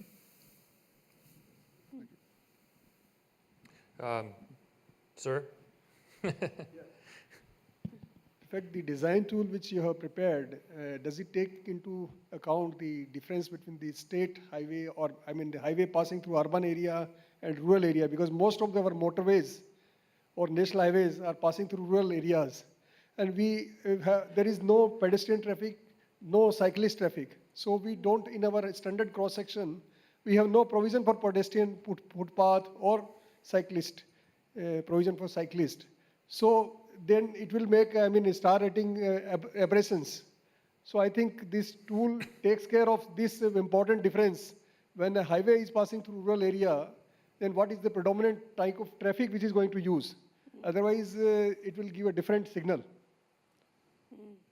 So the star rating model, not just in the design tool, so as a whole for existing roads as well, takes into account 4 different user groups. That's be vehicle occupants, pedestrians, bicyclists, and motorcyclists. Each one has its own individual star rating. And that's important. You're not actually trading off one user against the other. You're looking at each user's experience of the road. And what we do is, if the user is present, they get a star rating. If, like the Highways England motorway network, where users aren't present, pedestrians aren't present, they just get a grey not applicable. And so this is a way of actually trying to look at what is the purpose of the road and what is the different risks for all the different users within that context. So like on urban arterial, if you are getting pedestrians on there, it's actually doing that challenge of saying, well, they're pedestrians here, you still need, even though it's an arterial road, you still need to design for them. So it's raising that challenge and trying to get it addressed. Go ahead, Ali, right? Hello. Okay. Hello. So I have to say I love hearing about all of the intersection works, with turning it into pedestrian paths or places for people to hang out. One, because of all of the implications for road safety with vehicle crashes, but also for just safety of feeling like you're on the street as a woman. It makes it a lot nicer to walk through those areas, especially at night if other people are around. But anyways, so I was wondering if is this a very common practice these days? I know you're saying it's, from the bank's perspective, it is very common and you're kind of catching up. So I was wondering if there are a lot of these, and if so, can we see them from space? Probably.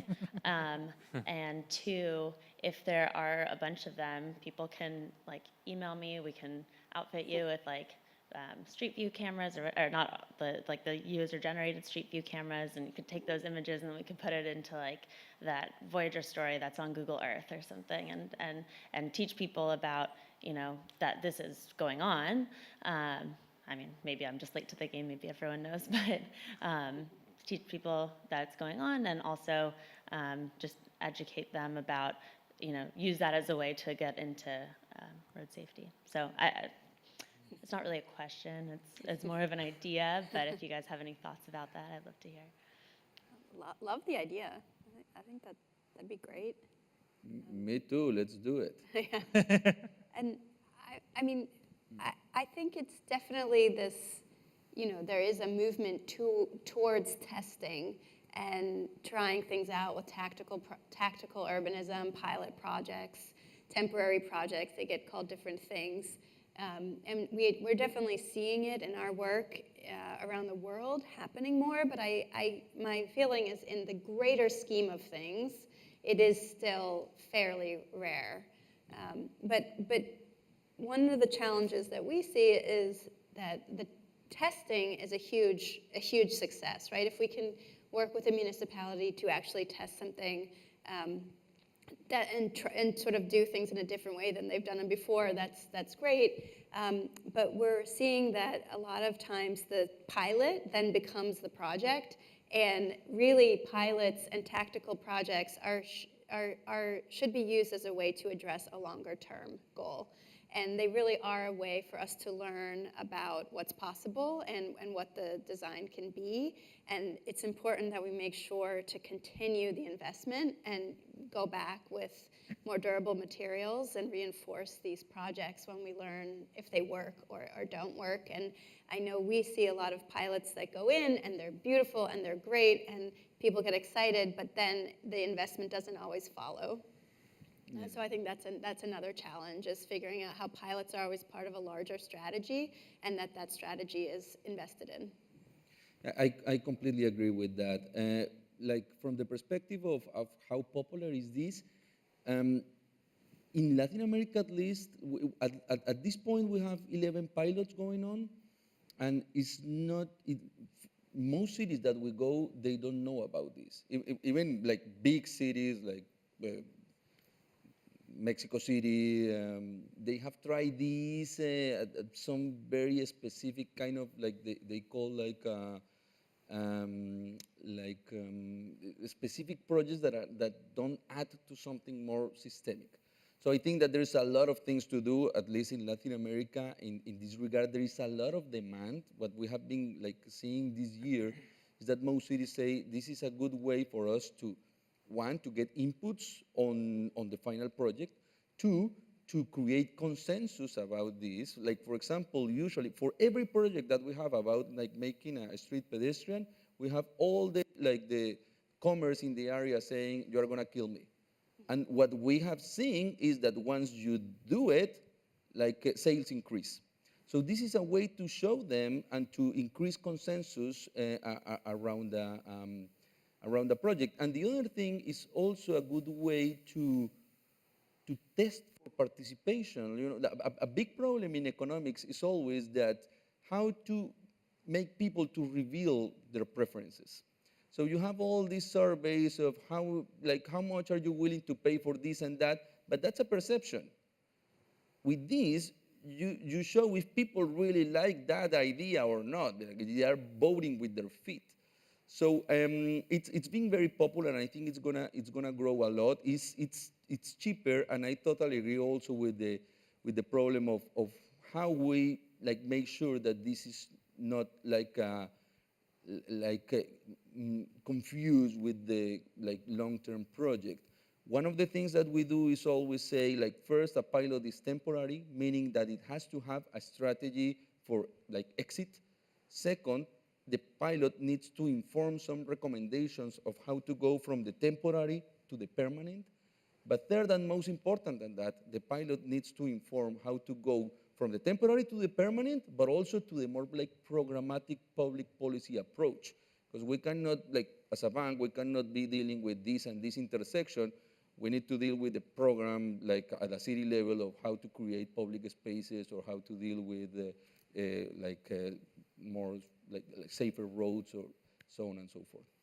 Great. So we'll have to take that into the lunch, and good to end on an idea rather than a question for lunchtime, so people can think about new ways of thinking. Anyway, everyone have a good lunch. We'll see you back at 2 p.m.